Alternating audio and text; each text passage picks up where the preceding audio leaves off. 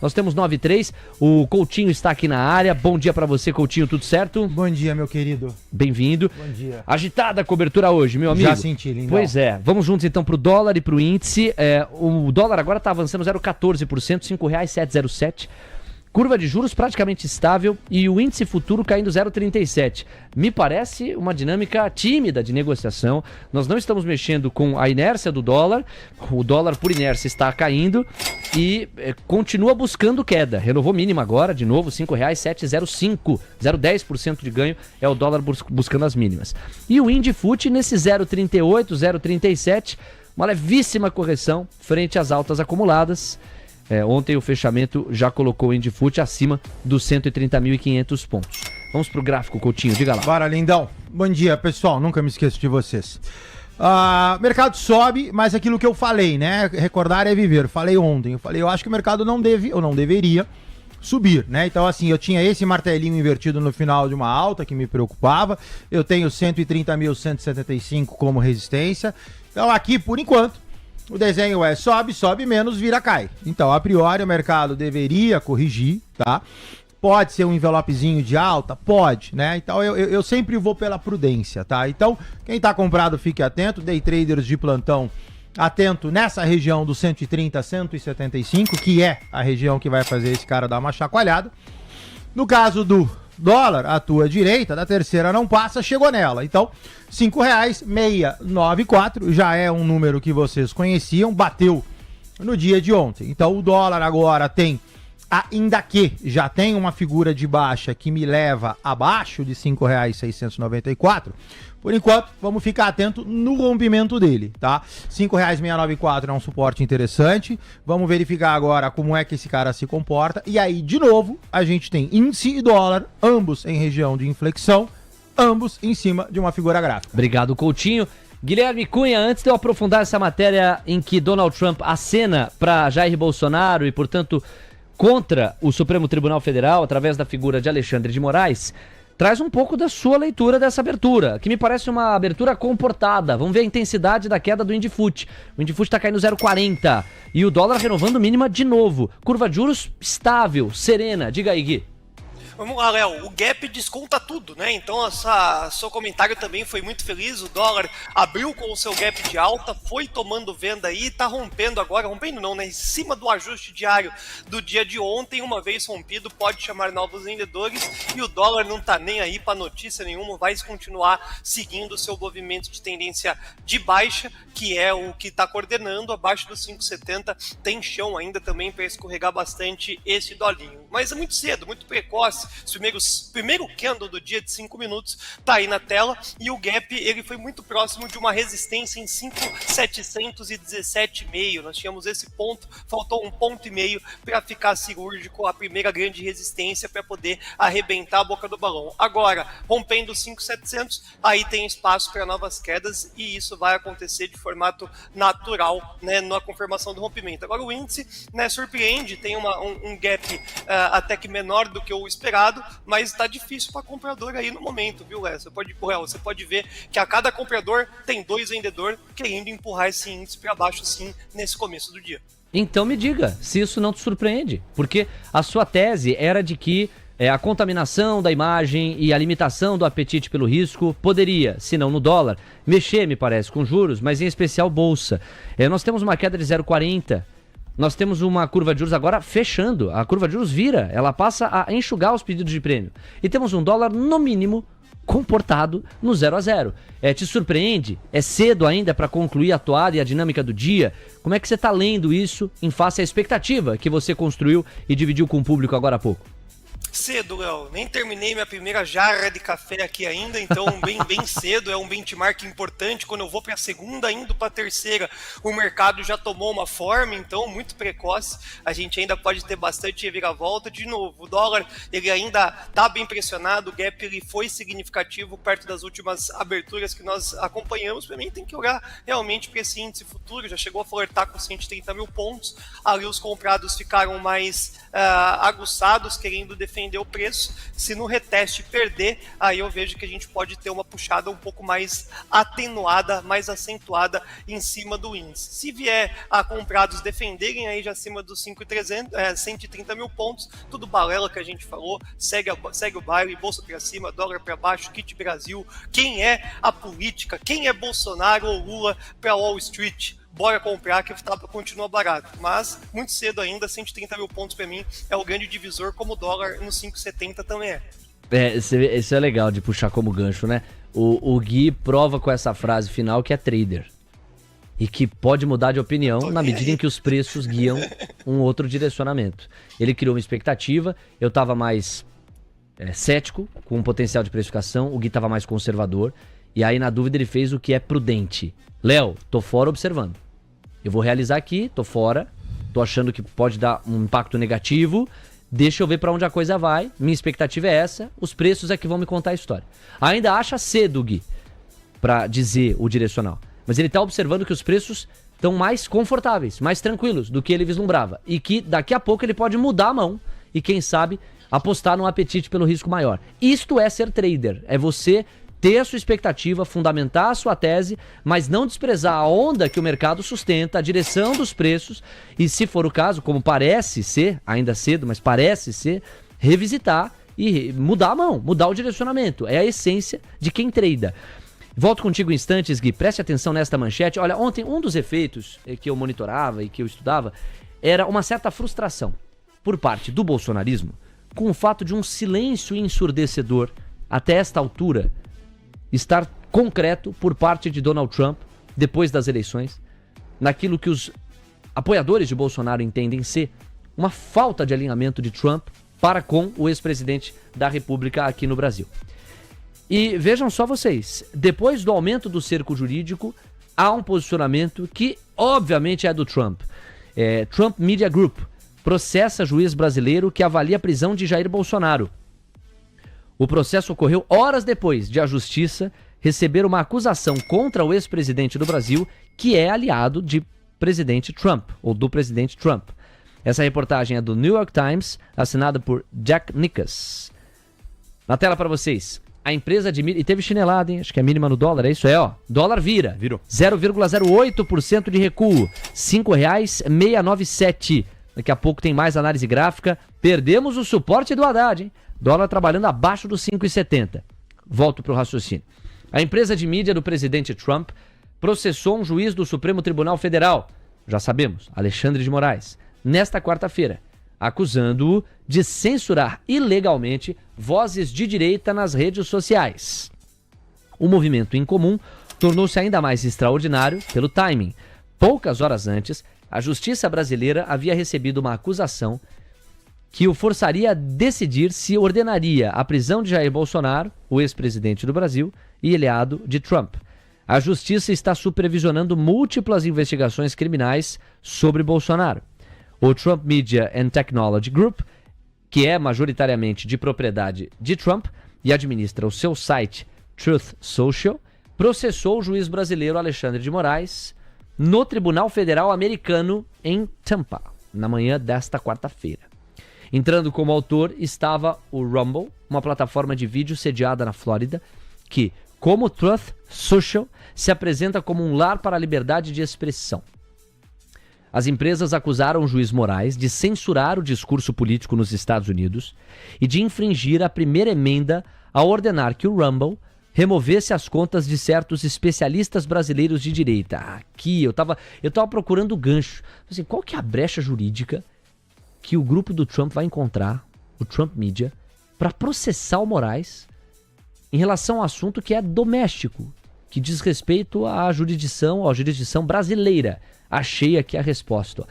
As empresas, ou o grupo Trump Media, as empresas acusam Moraes de censurar o discurso político nos Estados Unidos e de infringir a primeira emenda americana ao ordenar que o Rumble, essa plataforma de vídeos sediada na Flórida, removesse contas de certos especialistas, aqui a tradução literal, né, de certas vozes brasileiras consideradas de direita. Então esse é o gancho jurídico por onde o grupo de mídia de Donald Trump foi na hora de processar Alexandre de Moraes, sob, naturalmente, a jurisdição americana. E essa era a minha dúvida de como eles embalariam esse caminho pelo direito.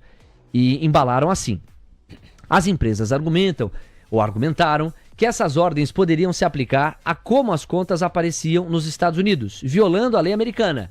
A empresa de Trump não foi sujeita às ordens do juiz Moraes, mas argumentou no processo que confiou na tecnologia da Rumble e, portanto, poderia ser prejudicada se as operações da Rumble fossem afetadas.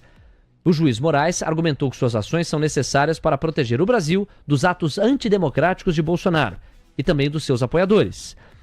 O porta-voz disse que o juiz Moraes não tinha comentários imediatos.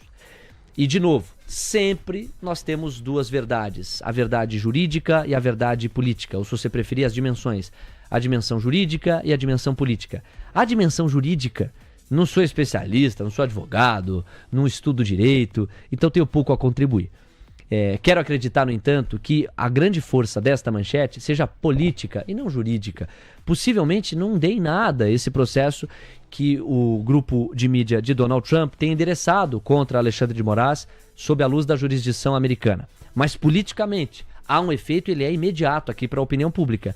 É um aceno direto e concreto por parte do presidente Donald Trump, que quer queira quer não, por ser presidente dos Estados Unidos, é o personagem político mais relevante do mundo. Um aceno direto dele em favorecimento a Bolsonaro, em apoio a Bolsonaro, em defesa a Bolsonaro e contra Alexandre de Moraes, que é inclusive aquele, como relator, que fará a primeira avaliação da denúncia que chegou pelo Procurador-Geral da República, Paulo Gonet, ainda ontem à noite, sobre o eventual cometimento de 6 crimes por parte de Bolsonaro e outros 33 personagens no contexto da derrota sofrida por ele e pelos seus nas eleições de 22 contra Lula. Temos 9 horas com 15 minutos. Deixa eu só ver aqui como é que tá a atualização, senão já ouço a opinião do Gui.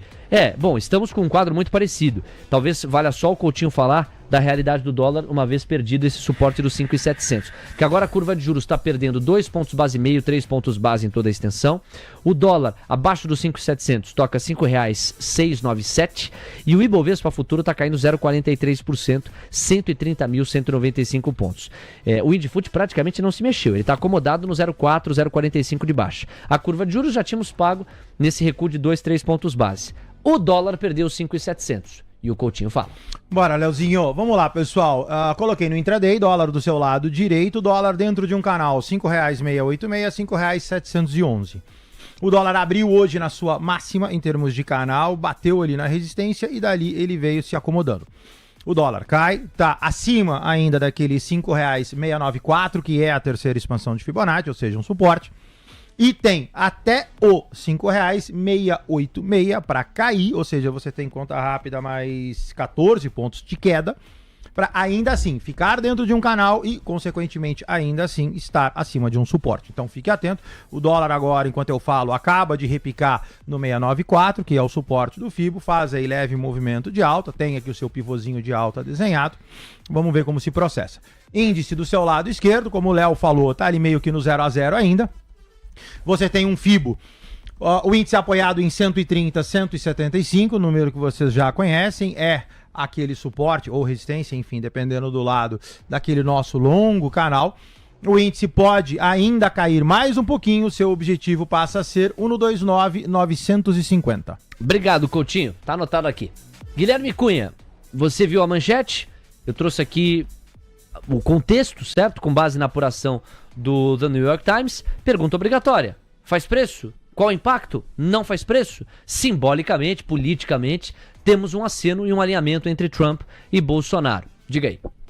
Sim, eu acho que você já foi muito feliz nos comentários. É uma parte política, juridicamente dizendo, o Alexandre de Moraes recebeu essa notificação, olhou para ela, quase que não entendeu, pediu para alguém traduzir e tá muito pouco preocupado, viu, Léo, do que vai vir a acontecer na cena desses próximos capítulos. Mas é óbvio que não deve ser legal você ser intimado pelo presidente da República dos Estados Unidos, principalmente quando é o Trump 2.0, com vontade de fazer acontecer. Mas mais politicagem do que o juridiquês, assim vamos dizer, fazedor de preço muito menor do que a notícia anterior que nós estávamos comentando aqui a respeito prefeito do Bolsonaro e tava, como a gente havia dito, cedo ainda para comentar, rompeu 130 mil pontos, pode vir a trazer uma amargura maior para nossa bolsa. Vai, Leozinho! Bora ganhar um dinheiro, Léo!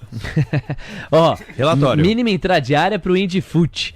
O IndyFoot, ele recuou agora 0,57. Atenção, Coutinho, nós tivemos uma perda parcial no suporte dos 130 mil pontos. Chegou a 129.995. Aí mais alinhado com o viés do Gui, de uma bolsa com o contexto e o ambiente para uma realização. Vamos lá, Coutinho, perda desse suporte relevante? Relevante, tá perdendo 130, 175, tá indo buscar aquilo que eu falei minutinhos atrás, 129,950, que é a terceira linha do FIBO. A priori cai, lateraliza, cai, envelopezinho de baixa bonitinho, deixa descer. Estamos a pouquinho, 45 pontos de bater nesse suporte. Esse suporte é uma terceira linha de FIBO, fique atento.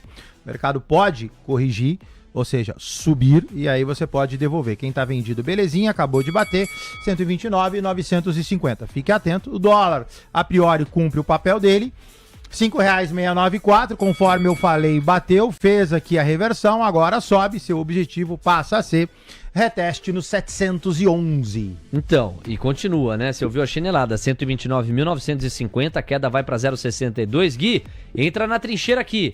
Porque aquela tua expectativa, ela pode estar encorpando. O que você pretende fazer, se é que já não tá fazendo? Tô surfando, Léo, tô surfando. No 5,70 não me aguentei, não. Eu tive que botar um pouquinho de compra no dólar, parcial no bolso, manejo de risco. A lenda já dizia, agora deixa subir esse dólar até os 730, eu vejo que tem um espaço para subir. Olha o tamanho dessa barra do dolinho, não ia ser fácil pro dólar hoje, não tinha como. Já o índice futuro no rompimento dos 130 mil pontos, lá nós estamos, né, e esperando uma sequência desse movimento mais baixista, eu vejo aqui até 129 mil, agora 1.000 pontos, a gente pode ver aí de uma negociação de venda no índice futuro, se confirmar esse rompimento dos 130. Dólar já com parcial no bolso, índice para quem antecipou também tem parcial, para quem entrou no rompimento daqui a pouquinho vai estar cinetando também. É assim que se faz, é assim que se ama, assim te quero tanto, um contratinho tem que ter. Você tá vendo a empolgação de Guilherme Cunha, empolgação que lhe é peculiar. Especialmente pro Jansen Marim, pro Edson Figueiredo e pra galera da arquibancada. Alô, meu povo! Obrigado pelo carinho, hein? Praticamente 1.900 simultâneos, já temos 900 likes. Dá pra fazer mais bonito? Deixa o seu like aí do outro lado, isso nos ajuda a chegar mais longe. Pro JS, pro Ale Calvo, para o Juliano, pro Reinaldo Veríssimo, pro Trader XPTO. Gostei disso aqui, hein? Trader XPTO. Bom dia, meu povo. Aquele abraço pro Pedro Rodrigues, pro Juliano, pro Joaquim. Também tá aqui a Vovó Investe. Vovó Investe. O Carlos Cifrão. Também o Juliano. Quem mais tá aqui, ó? Ale, Jairo B3. O Alessandro Mendes. O Alessandro Mendes não era a galera da Tchê? Galera da Tchê Investimentos, não é? Salvo engano é, o Ale Mendes. Um abraço pro Ale. O Gustavo Oliveira, também o Elbi Rodrigues, o Elo Kleimber e o Rivotrilde. Deixa o seu like aí, responde pra galera, vamos juntos. Só audiência aqui. Ô, Leozinho, Gilson da Costa, bom dia, Léo. Quem mais tá aqui, ó? Reginaldo Carvalho e o Ismael Alves mandando o seu bom dia. Ó o Edson Figueiredo. Lembrei do jingle, Léo. Em horas como essa, em que a gente não sabe muito pra onde a coisa vai, tudo vai bem, tudo vai bem. Se manter a calma, tudo fica bem. Os menudos já cantavam e a gente consagrava no tempero de mercado financeiro. Tudo vai bem. Um abraço pro Edson Figueiredo. Olha, pessoal, nós temos agora 9 horas com 21 minutos.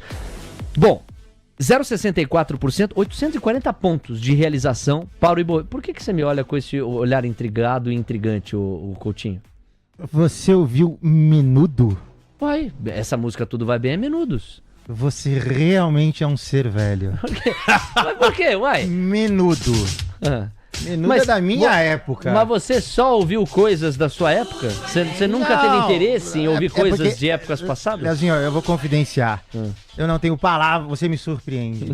Você me surpreende. Vai ele. Eu vou me resumir na minha mediocridade aqui, eu vou ficar quietinho, mas você me surpreende. De quem é a música Não Se Reprima? Essa é do Menudo. Pronto. Essa todo mundo conhece. Não, mas Tudo Vai Bem, então deixa eu dar o crédito. Porque Menudos eu conhecia com o Não Se Reprima. Tudo Vai Bem foi o Léo que apresentou pra nossa operação. O Léo Pinheiro. Agora tá tudo explicado. Ele teve essa ideia, foi quando ele, Léo? 2021. Ele falou assim, se a gente usasse essa música pra dar uma descontraída no dia a dia do mercado, vambora. Agora e tá tudo emplacou. claro. Durante um bom tempo a gente usou Não, todo agora dia. tá claro. Agora que você falou que é um moreno, eu fico imaginando ele ouvindo isso daí com o fonezinho dele na academia, treinando bíceps. Tá bom.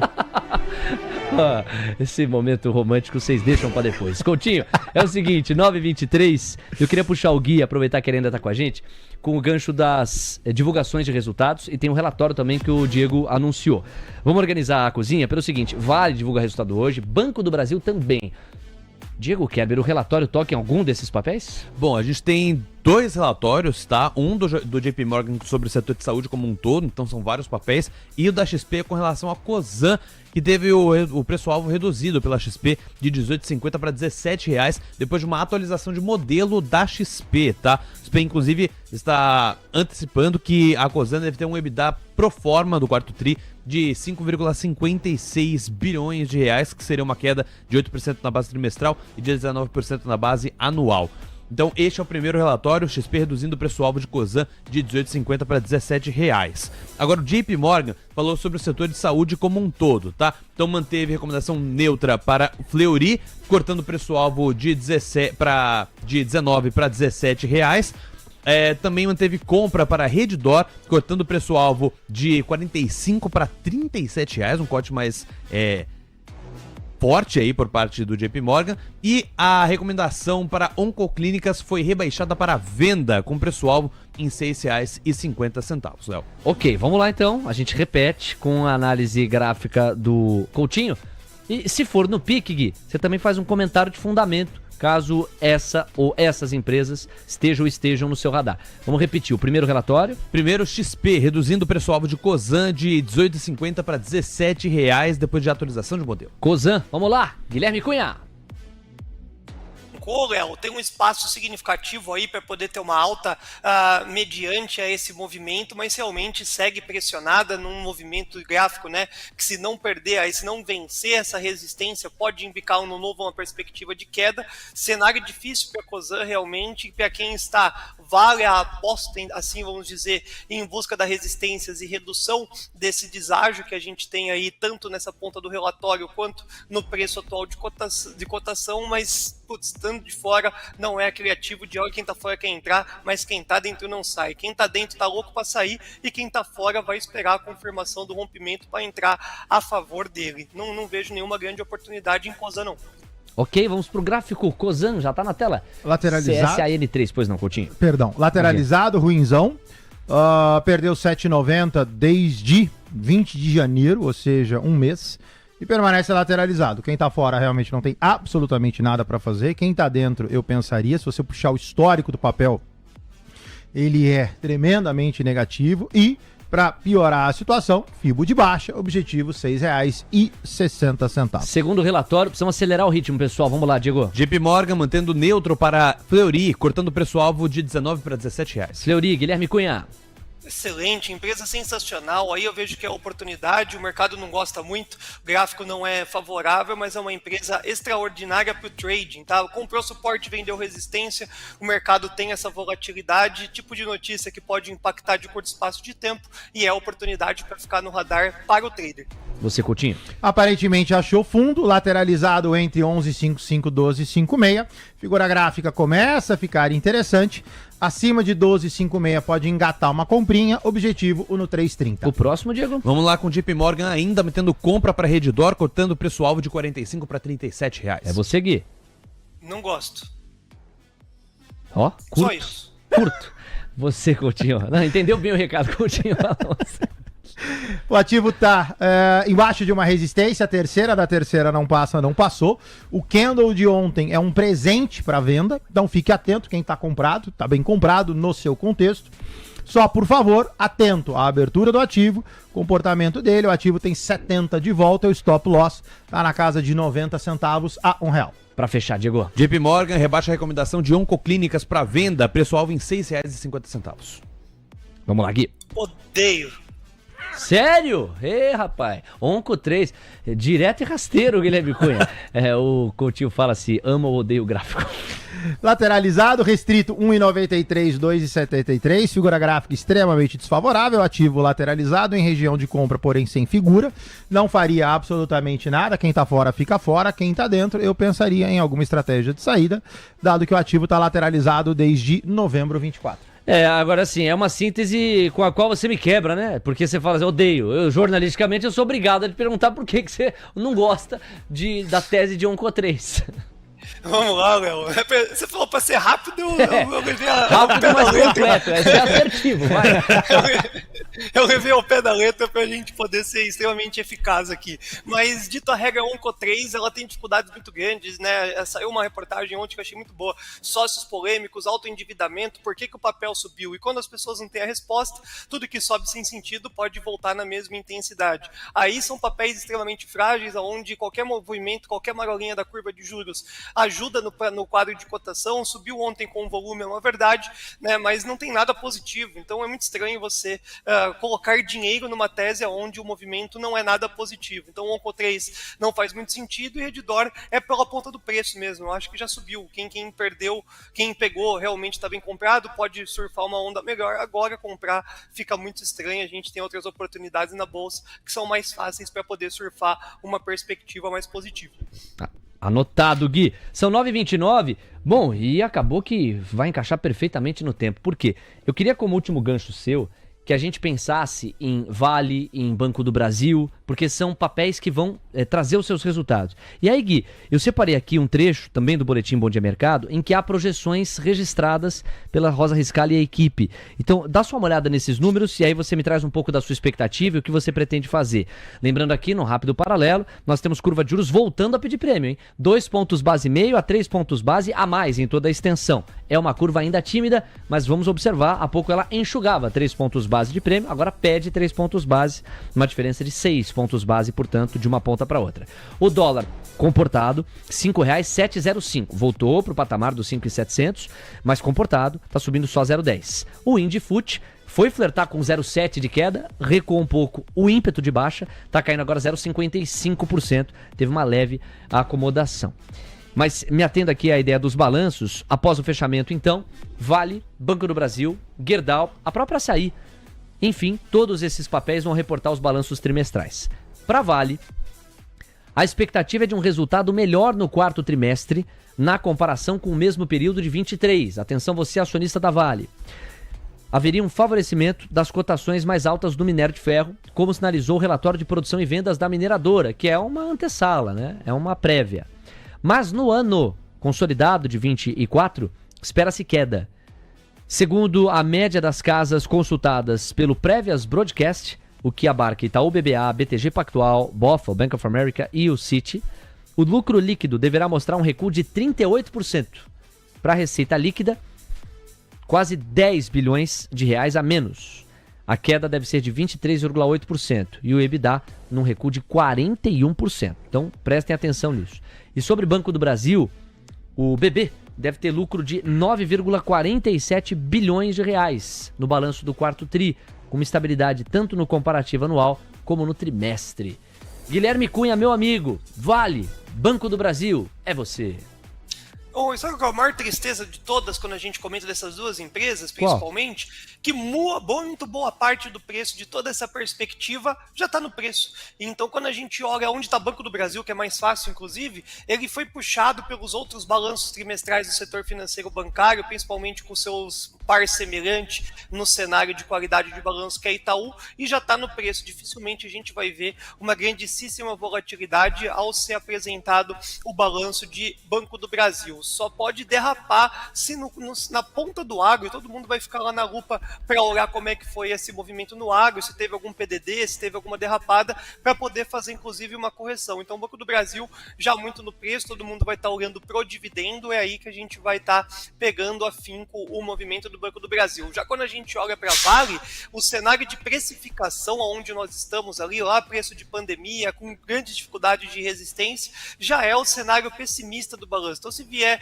um balanço ruim, a gente já está meio que no preço. E qualquer melhoria, aí sim Vale pode engatar uma marcha e buscar lá a segunda resistência, a terceira resistência e ajudar o Ibovespa. Então eu fico, olha que loucura, né? A qualidade do Banco do Brasil tende a ser extraordinária, mas com pouca oportunidade. Já Vale, se vier ruim, tá no preço, se vier bom, pode dar uma puxada muito grande. Por isso que Vale tá no radar de todo mundo, muita gente, entre aspas, apostando em melhorias na precificação da Vale devido ao contexto do preço. Acredito que exageraram no movimento da queda e pode reorganizar após a apresentação do balanço. A abertura de amanhã de Vale pode ser extraordinária.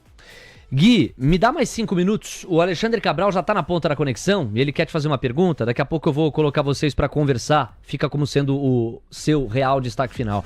Só antes, o gráfico de Banco do Brasil, o gráfico de Vale, pra gente amarrar bem o racional. Ainda hoje, os resultados divulgados pelas empresas ontem. Nós tivemos alguns. Daqui a pouco o Gabriel Junqueira nos ajuda com isso. A XP, com um lucro líquido de 1,2 bilhão de reais no quarto trimestre. Carrefour teve um salto no lucro ajustado. Iguatemi, um lucro ajustado 22% maior. Grupo Pão de Açúcar, registrando prejuízo de 737 milhões. São alguns dos destaques para a cobertura do mercado à vista. Gabriel Junqueira chega em instantes, não perca. Próxima meia hora tem Alexandre Cabral. Vamos amarrar essa tese agora do Gui sobre Vale, Banco do Brasil com os gráficos. Você fala, Coutinho.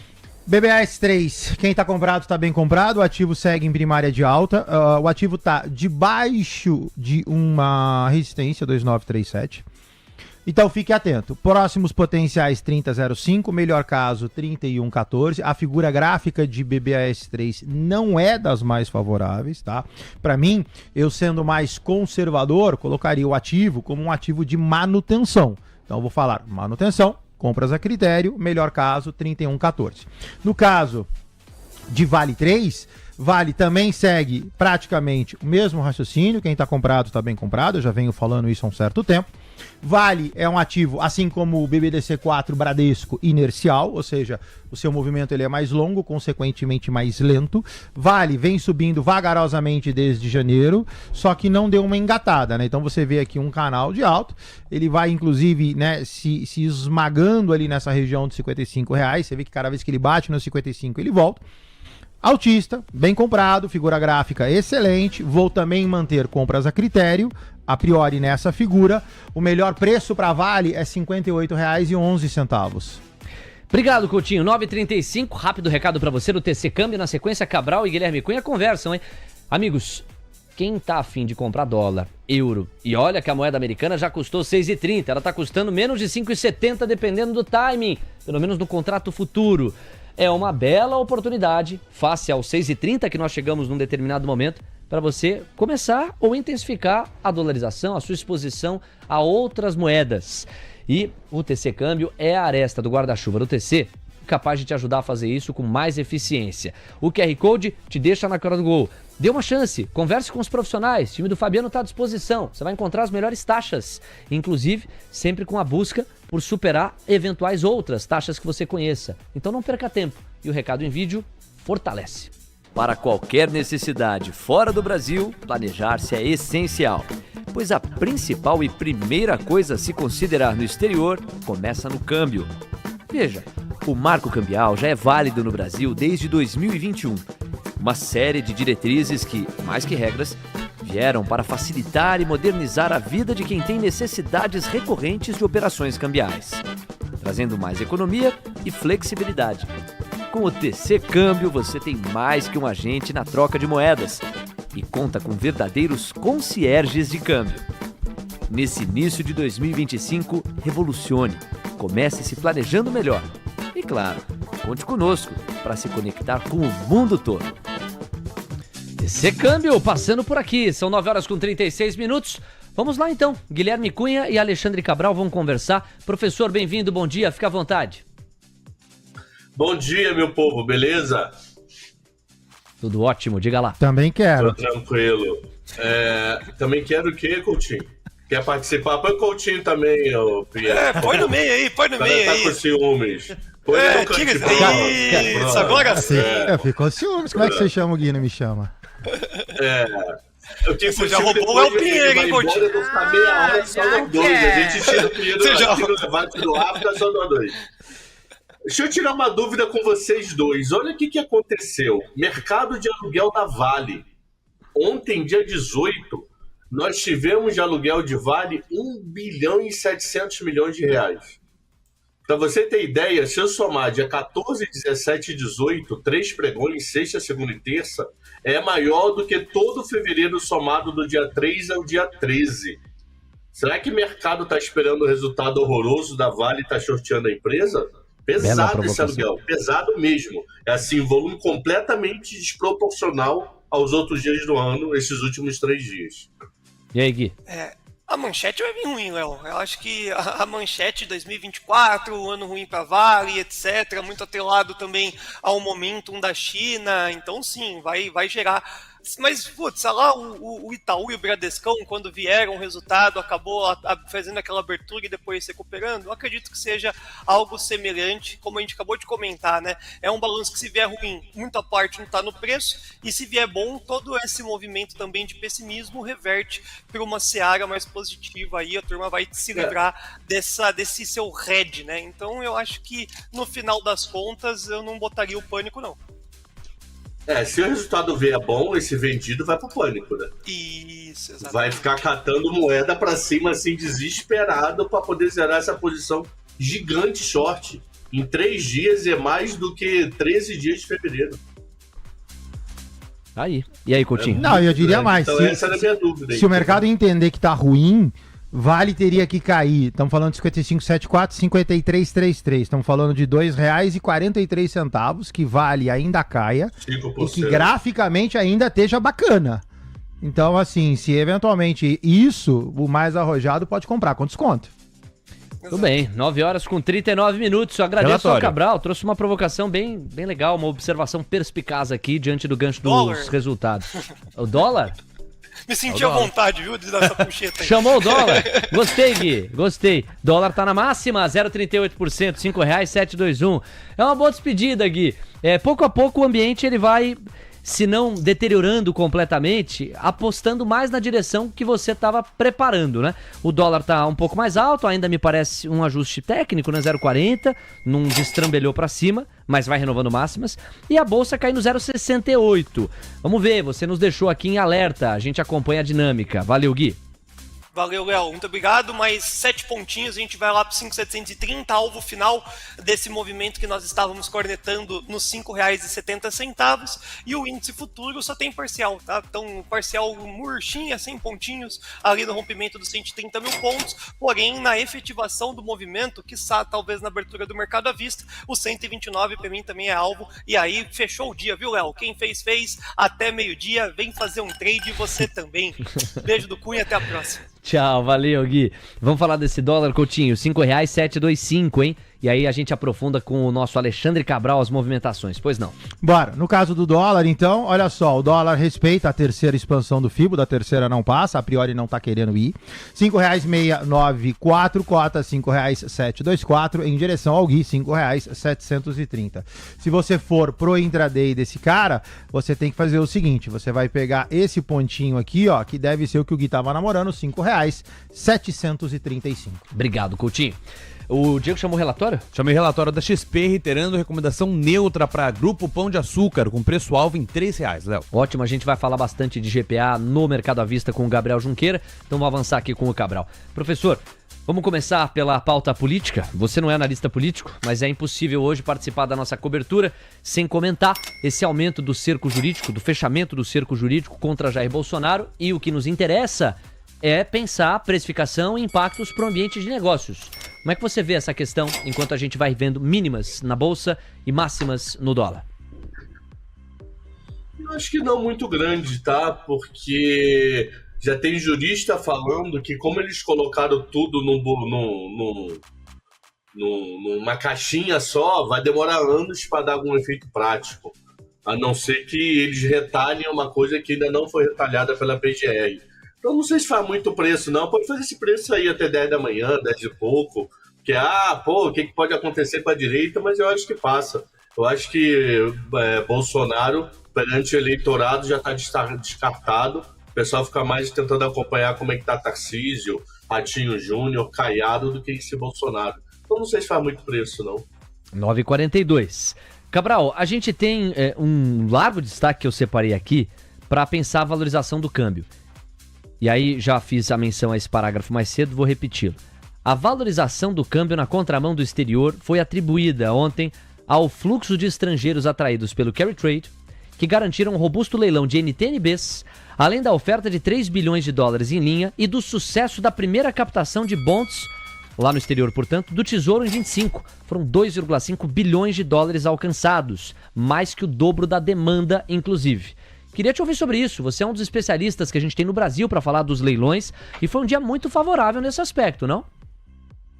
Então vamos lá, B para mim não tem a ver com carry, gringo não é fã de B, ele compra bem pouco B, tá? Então ele olha para B como um fato curioso, ele tem até uma posição, mas trabalha ali na casa de 5, 6%. Deixa eu só pegar uma cola rapidinho aqui, que é meio segundo. Cadê a minha troca ontem de WhatsApp com o cara? Eu não posso aqui. Ó, na segunda-feira, o que acontece? Deixa eu dar um recuo rápido. Nós temos vencimentos de NTNB, que foi o leilão de ontem, no mês de maio e no mês de agosto. E ele paga juros semestral. Então, quem vence agosto recebe dinheiro todo fevereiro e todo agosto, até o título vencer, que vai receber o último cupom mais o principal atualizado pela inflação do período. Ontem, na segunda-feira, no dia 15, foi sábado. Então, na segunda-feira, nós tivemos o pagamento do cupom de quem tem essa dupla fevereiro-agosto. E esse valor, ele foi de 29,3 bi. Então, imagina o seguinte, imagina que o Levate, ela tem uma NTNB que vence dia 15 de agosto de qualquer ano, de hoje até infinito, qualquer ano que vence dia 15 de agosto. Ontem ele recebeu um pouquinho segunda-feira. Todo mundo somado deu 29 bi. Então, o que é comum se fazer? Pegar essa operação e fazer a rolagem. O que é fazer a rolagem? É a rolagem do cupom. Eu vou ao mercado e compro mais Bs com essa grana que eu recebi do cupom. Essa não é uma cultura... reinvestir. Essa não é uma cultura muito grande de pessoa física, mas é muito grande de bancos, fundos e fundações. Eles vão lá e colocam dinheiro para dentro do papel. Então esse pode ter sido não foi o único, mas foi um dos motivos para esse leilão ontem de 20,2 bi, 20 bi, vamos arredondar aqui, que parte pegou esses 29 bi que caiu no sistema na segunda-feira, foi para dentro, Tesouro sabendo que vinha 29 bi, colocou para essa emissão alta, porque ele com certeza rodou os bancos na segunda tarde e falou, e aí? Esses 29 bi vão fazer o quê? E isso é normal, o Fed faz isso, o Fed, no caso, ele não faz, né? O Tesouro Americano faz isso, o Banco Central Europeu, todos fazem, ele é natural, ele tem que sentir o mercado para saber o leilão. Não tem nada de informação privilegiada aqui. Ele está querendo sentir a demanda do mercado. Sentiu a demanda e colocou. E fora o seguinte, nós temos uma quantidade muito grande de títulos que vence até 15 de maio. Então ele está aproveitando essa melhora parcial que nós temos no mercado, que eu não sei se vai ser tendência ou não, porque ainda tenho a grande dúvida, orçamento 25 ainda não foi debatido, para poder emitir volumes astronômicos. Então, parabéns para o Tesouro ontem, pela NTNB, conseguiu fazer a rolagem, taxa ainda muito alta, mas a menor taxa do ano. Então nós tivemos 4 leilões já desse vencimento, 7 e 21 de janeiro, 4 e 18 de fevereiro. Então, a taxa ainda é alta. Eu ainda acho que pagar 7,54 no título além de IPCA é um custo absurdo para o Tesouro. Mas foi excelente numa visão de ser a menor taxa. Importante ouvir isso olhando para a NTNB. Aí tem bonds e tem um outro assunto que a gente fala em paralelo. São 9h46. Eu não sei se vai Coutinho, se eu sigo. As respirações do Cabral sempre me traem. Eu tenho o Cabral há 2 anos aqui comentando. Ele respira, eu acho que ele terminou. Porque você faz assim, Cabral, você sacaneia o âncora, você faz assim, ó. Então eu acho que as NTNBs tiveram um resultado interessante. Eu só não sei se as NTNBs podem fazer algo diferente depois disso. Isso Mas eu tudo acredito é a que o pedido tesouro... do Buca Aí tu e do quebra o Massa âncora, pra ver amigo. se você é um repórter esperto. Pois Isso é, eu pedido não sou. do Buca e do Massa pra ver se o repórter é esperto. Eles me mandam o WhatsApp toda quarta e quinta. Ó, testa o malandro aí e o outro lá que também, que 5h30 da manhã. Aí, você vai participar? Baba ovo do chefe do caramba, esse maluco aí que tá do seu lado. Que isso? O Cabral tá maluco. Isso, meu filho, calma. Calma, meu filho. Bota de novo aí, Leozinho, pra ele ouvir alto e bom som. Vai lá. Que isso, meu filho, calma. Ô, Cabral, aí não. Às 9h47, Coutinho teve chinelada pra todos os gostos. Bora. Dólar renovando máxima, índice renovando mínima. E o Ibovespa Futuro cai agora 0,81. Ele não só se despediu dos 130, como se despediu dos 129.900, 129.800 e ameaça se despedir dos 129.700. Nós temos como mínima intradiária 129.620. Quer dizer, é até mais preciso dizer que ele ameaçou se despedir dos 129.600. Quase revisitou os 129.590. Já o dólar parece se estabelecer aí perto dos R$ 5,73. Temos assuntos, Coutinho, é você. Bora, vamos lá. Coloquei no gráfico de 60, tá, pessoal? Porque agora não interessa tanta granularização. O dólar lateralizado, o dólar agora dentro desse canal, cota R$ 5,729. Coloquei a máxima do período, R$ 5,734. É pra lá que a gente tá indo.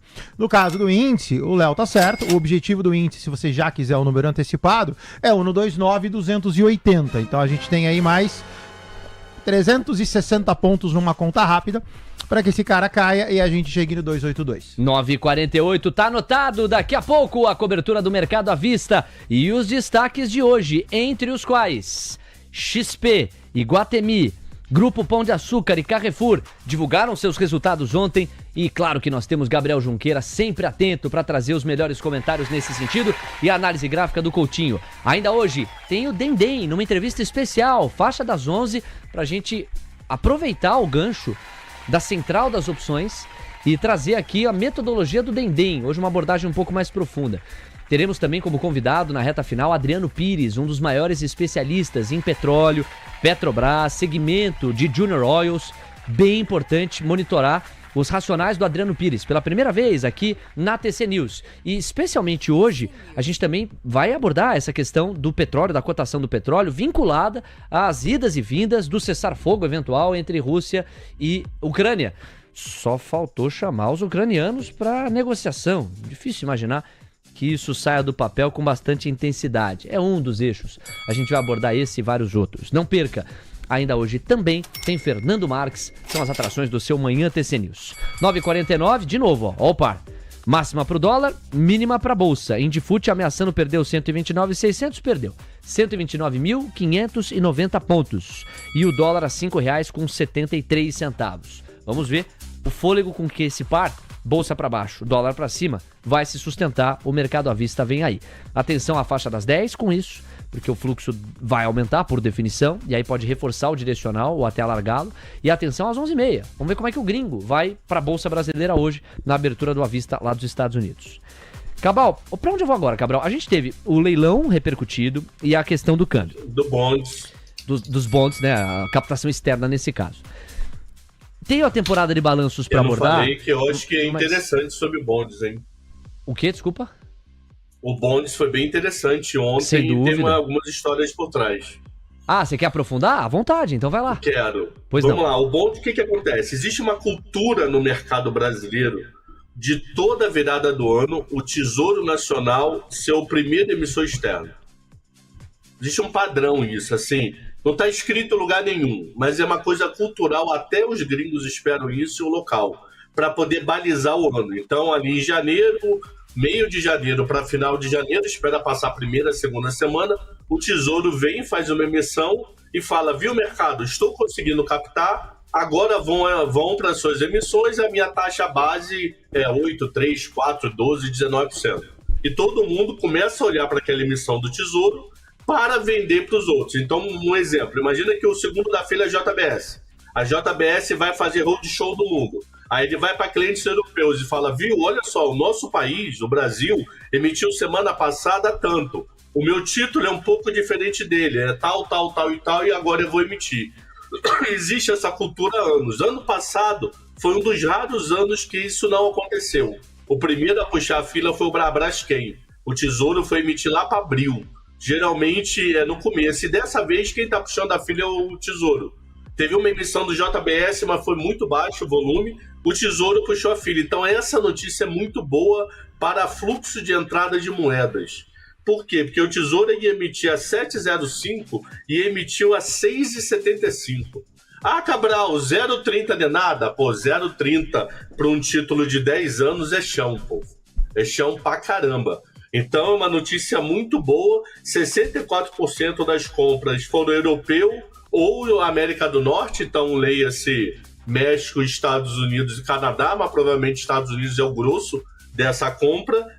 E a demanda bem forte, ultrapassou bem o volume que eles queriam. Então, provavelmente, a gente vai começar a ver uma intensificação. Já disse que a Raizen está no mercado, diz que a Raizen já está no roadshow atualmente. Então, provavelmente, a gente vai ver várias emissões de bonds lá fora, que é a mesma coisa que é dívida, é só questão de nomenclatura de empresas brasileiras captando no exterior. E um dado cultural que eu não sei se Leo Levade sabia. Vamos para eu e Levade para esse dado cultural. Ih, lá vem. Sabia, Levade? Cadê o Levade? Sabia que se você, Levade, comprar um bonds da Amazon ou comprar um bonds de uma empresa sediada no Brasil, na hora do espólio, a empresa sediada no Brasil não tem nenhum custo para o seu filho. E a empresa americana tem? Não. Isso é um dado cultural que muitos investidores não sabiam. A tributação tributária, a Receita Federal Americana, faz isso para países, algum deles, o Brasil tá e vários outros estão, como se fosse reciprocidade de emissão. Você está vindo emitir no meu país um produto do teu país. Então, na hora que você falecer e passar para os seus filhos, eu vou tratar o tributário muito mais light do que quando você vem comprar o meu aqui. Então, sou um dado cultural, querendo saber mais, alexandrecabral.com.br. Louco, tá aí o professor Cabral, hein? Porque lá se aprende a viver. Onde? Na escola do Cabral, tá bom. E o salário, ó, às 9h54. Eu volto rapidinho com você, Cabral. Me dá um segundo pra eu convocar o Coutinho. Aliás, Coutinho, antes, por coesão, só exibir aqui a manchete a qual o Cabral se referiu, mesmo sem citá-la. Tesouro emite 2,5 bilhões de dólares em bonds e captações de empresas estão no forno após janeiro fraco. Isso aqui é uma bela matéria que foi assinada pela Cíntia Decloedt, lá do Broadcast, Estadão. E o que eu achei mais interessante é que ela diz assim, janeiro costuma ser um mês até mais aquecido, mas com a peculiaridade do que foi 2025, e o que foi 2025? Foi Trump sendo eleito, a posse no dia 20, então você amarrou um pouco a dinâmica de janeiro. E aí você teve um esfriamento na captação externa, na captação internacional através dos bonds. O Tesouro tirou atraso ao conseguir esses 2,5 bi ontem, volume muito forte, e abriu a porteira para incentivar as empresas a fazerem algo parecido, um movimento parecido. Daí a ideia de que várias delas estão com bonds no forno após um mês de janeiro mais tímido. A melhor visibilidade sobre a agenda do presidente Donald Trump, no sentido de que agora ela é mais concreta e menos abstrata, e o recuo dos juros futuros dos títulos do Tesouro norte-americano, fechamento da curva de juros por lá, ajudam a movimentar emissores brasileiros. Vamos lá, Coutinho, dólar e o índice. Nós não paramos aquela intensidade do casamento de bolsa para baixo, dólar para cima. É justo registrar que o dólar parece ter encontrado um primeiro teto, deu uma acomodada em 0,4% de avanço, agora 0,39, R$ 5,722. Mas o Ibovespa Futuro já chega a praticamente 1% de queda, 129.535, e perdeu parcialmente os 129.500. Chegou a mínima em 129.495, Coutinho. Leozinho, quando você olha para o índice do seu lado esquerdo, o índice ele tem uma figura desenhada, né? Então aqui você tem um cai, corrige, cai, um pivôzinho de baixa, tendência de baixa. Então o índice ele tá mais comportado, ou mais direcional. Quando você olha para o dólar ele tá dentro de um canal, né? Então o canal ele sempre tem um movimento mais errático. Se você colocar, por exemplo, o dólar no gráfico de 4, então olha só, ele já foi lá, foi pertinho ali dos R$ 5,734, já fez a inversão. O dólar agora deu uma desacelerada. Então você vê que como o direcional do dólar ele é ruim nesse sentido, fica mais difícil. O índice tá 129.490, o objetivo mantém o número que eu falei no início, 129.280. Anotado. 9h56. Cabral, a pergunta diante de uma agenda mais esvaziada é para onde você está olhando. Mas antes eu sou obrigado a perguntar sobre a ata do FONC. Nossos contribuidores têm se dividido sobre o peso que essa ata pode ter em precificação. Qual que é a tua expectativa? Ela é sempre muito velha, maluco. A reunião do FONC foi quando? 2023? 21? Porra, quando foi? Foi em janeiro, não foi? Ou foi fevereiro já? Fevereiro, né? Foi janeiro. Não, foi 28 e 29 de janeiro, não foi? Foi a Super Quarta. Janeiro. Então já é velho pra caramba. Nós já tivemos, nesse caminho já saiu inflação, nesse caminho já saiu desemprego americano. Então, ok, pra ver se tem alguma frase meia solta.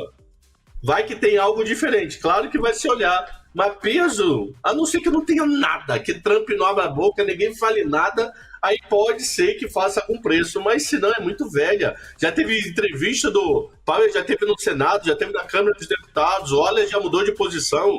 O Fed do Trump, que achava que ia ser 3 quedas esse ano, ele acha que se tiver uma, então já teve tanta fala após a ata que a ata fica solta.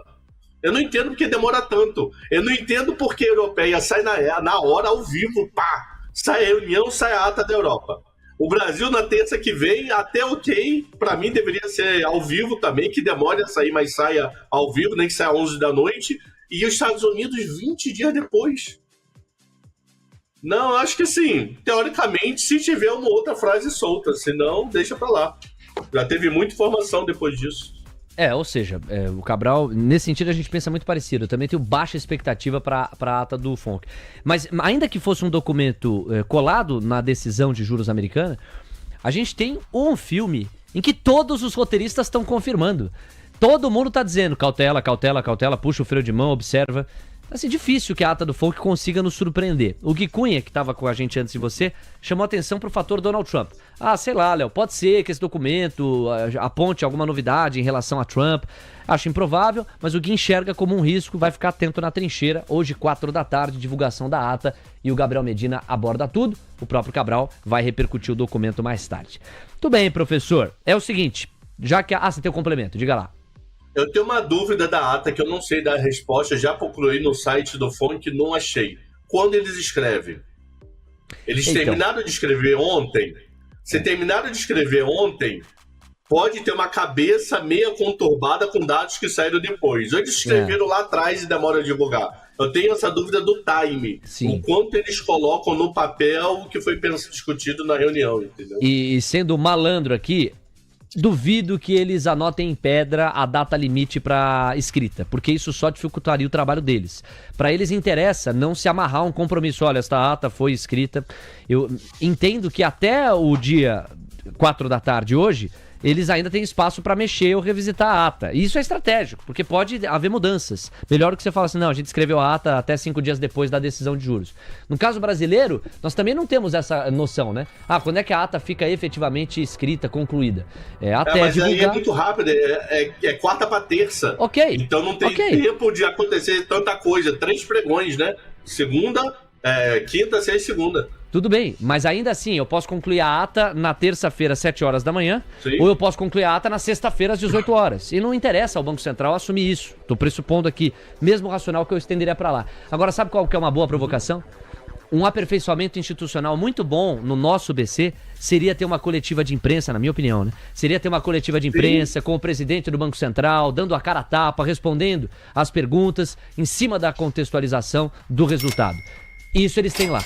E uma instituição aperfeiçoável lá é o Fed em relação à ata. Poderia se inspirar no Brasil. Porque eu acho que é ideal o que o Brasil faz, ô Cabral. Eu não acho que a ata teria que ser no dia seguinte da decisão de juros, não. Eu gosto desse intervalo do dia da decisão quarta-feira para terça da semana seguinte, porque você tem a leitura do mercado, a digestão, as primeiras críticas ou elogios ao comunicado e a ata sendo um contrapeso, um balanço para você calibrar as expectativas e ajustar a comunicação. Eu gosto desse formato e eu adoraria que os Estados Unidos, nesse caso, se inspirassem na gente.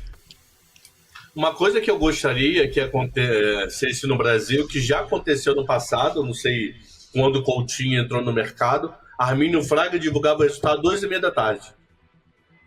Então ele divulgava o resultado com o mercado aberto. Que ele alegava, ele veio na época do Soros, ele alegava o seguinte, eu quero ter acessibilidade americana, o pessoal junto comigo entendeu o que está acontecendo, e não uma possibilidade de gap para o pregão seguinte.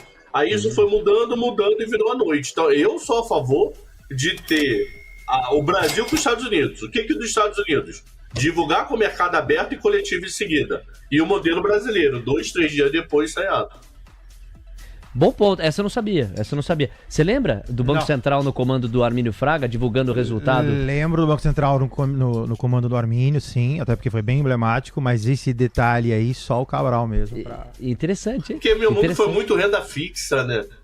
Minha escola foi muito renda fixa na vida, que é a escola do Carioca, né? A escola do Carioca é muito forte em renda fixa, que a mesa de renda fixa do Rio era lá, do Banco Central, era no Rio, então eu sempre acompanhei essa parte de renda fixa desde muito tempo.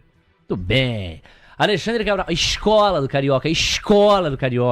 Tchau, Cabral, aí. Você aí. saber uma coisa curiosa? Quer ver um dado curioso? O Banespa, para comprar um título público, ele só conseguia comprar no Banco Central do Rio.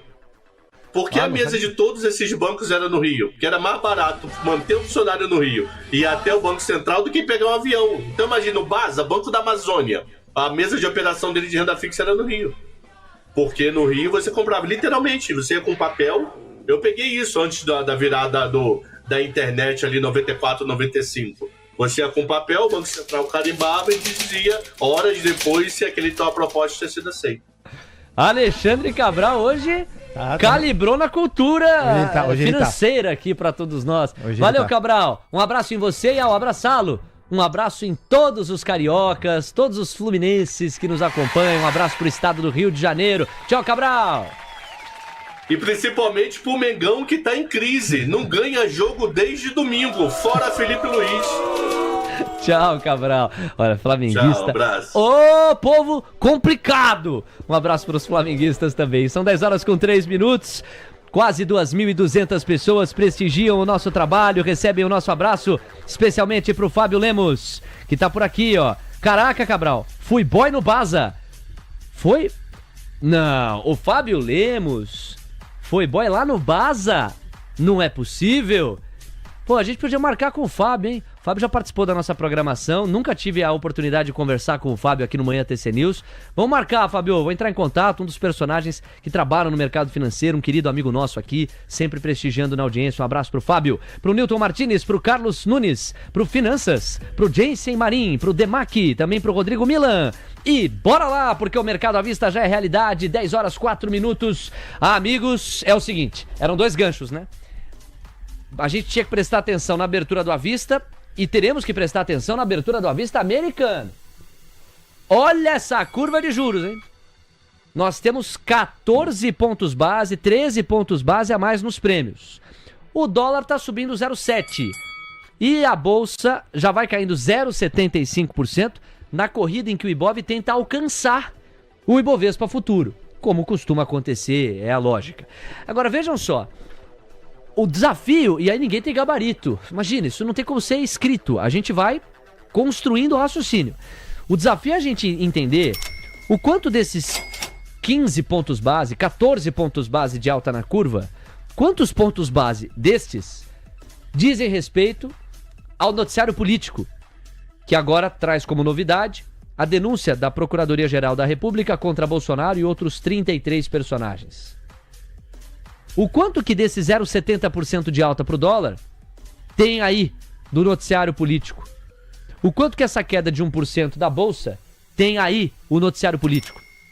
A visão que o Guilherme Cunha deixou pra gente aqui no Morning Call é de que, na impossibilidade de o mercado precificar concretamente as consequências e os impactos tangíveis para as eleições de 26, o que a manchete política divulgada ontem à noite já contrata é desconforto.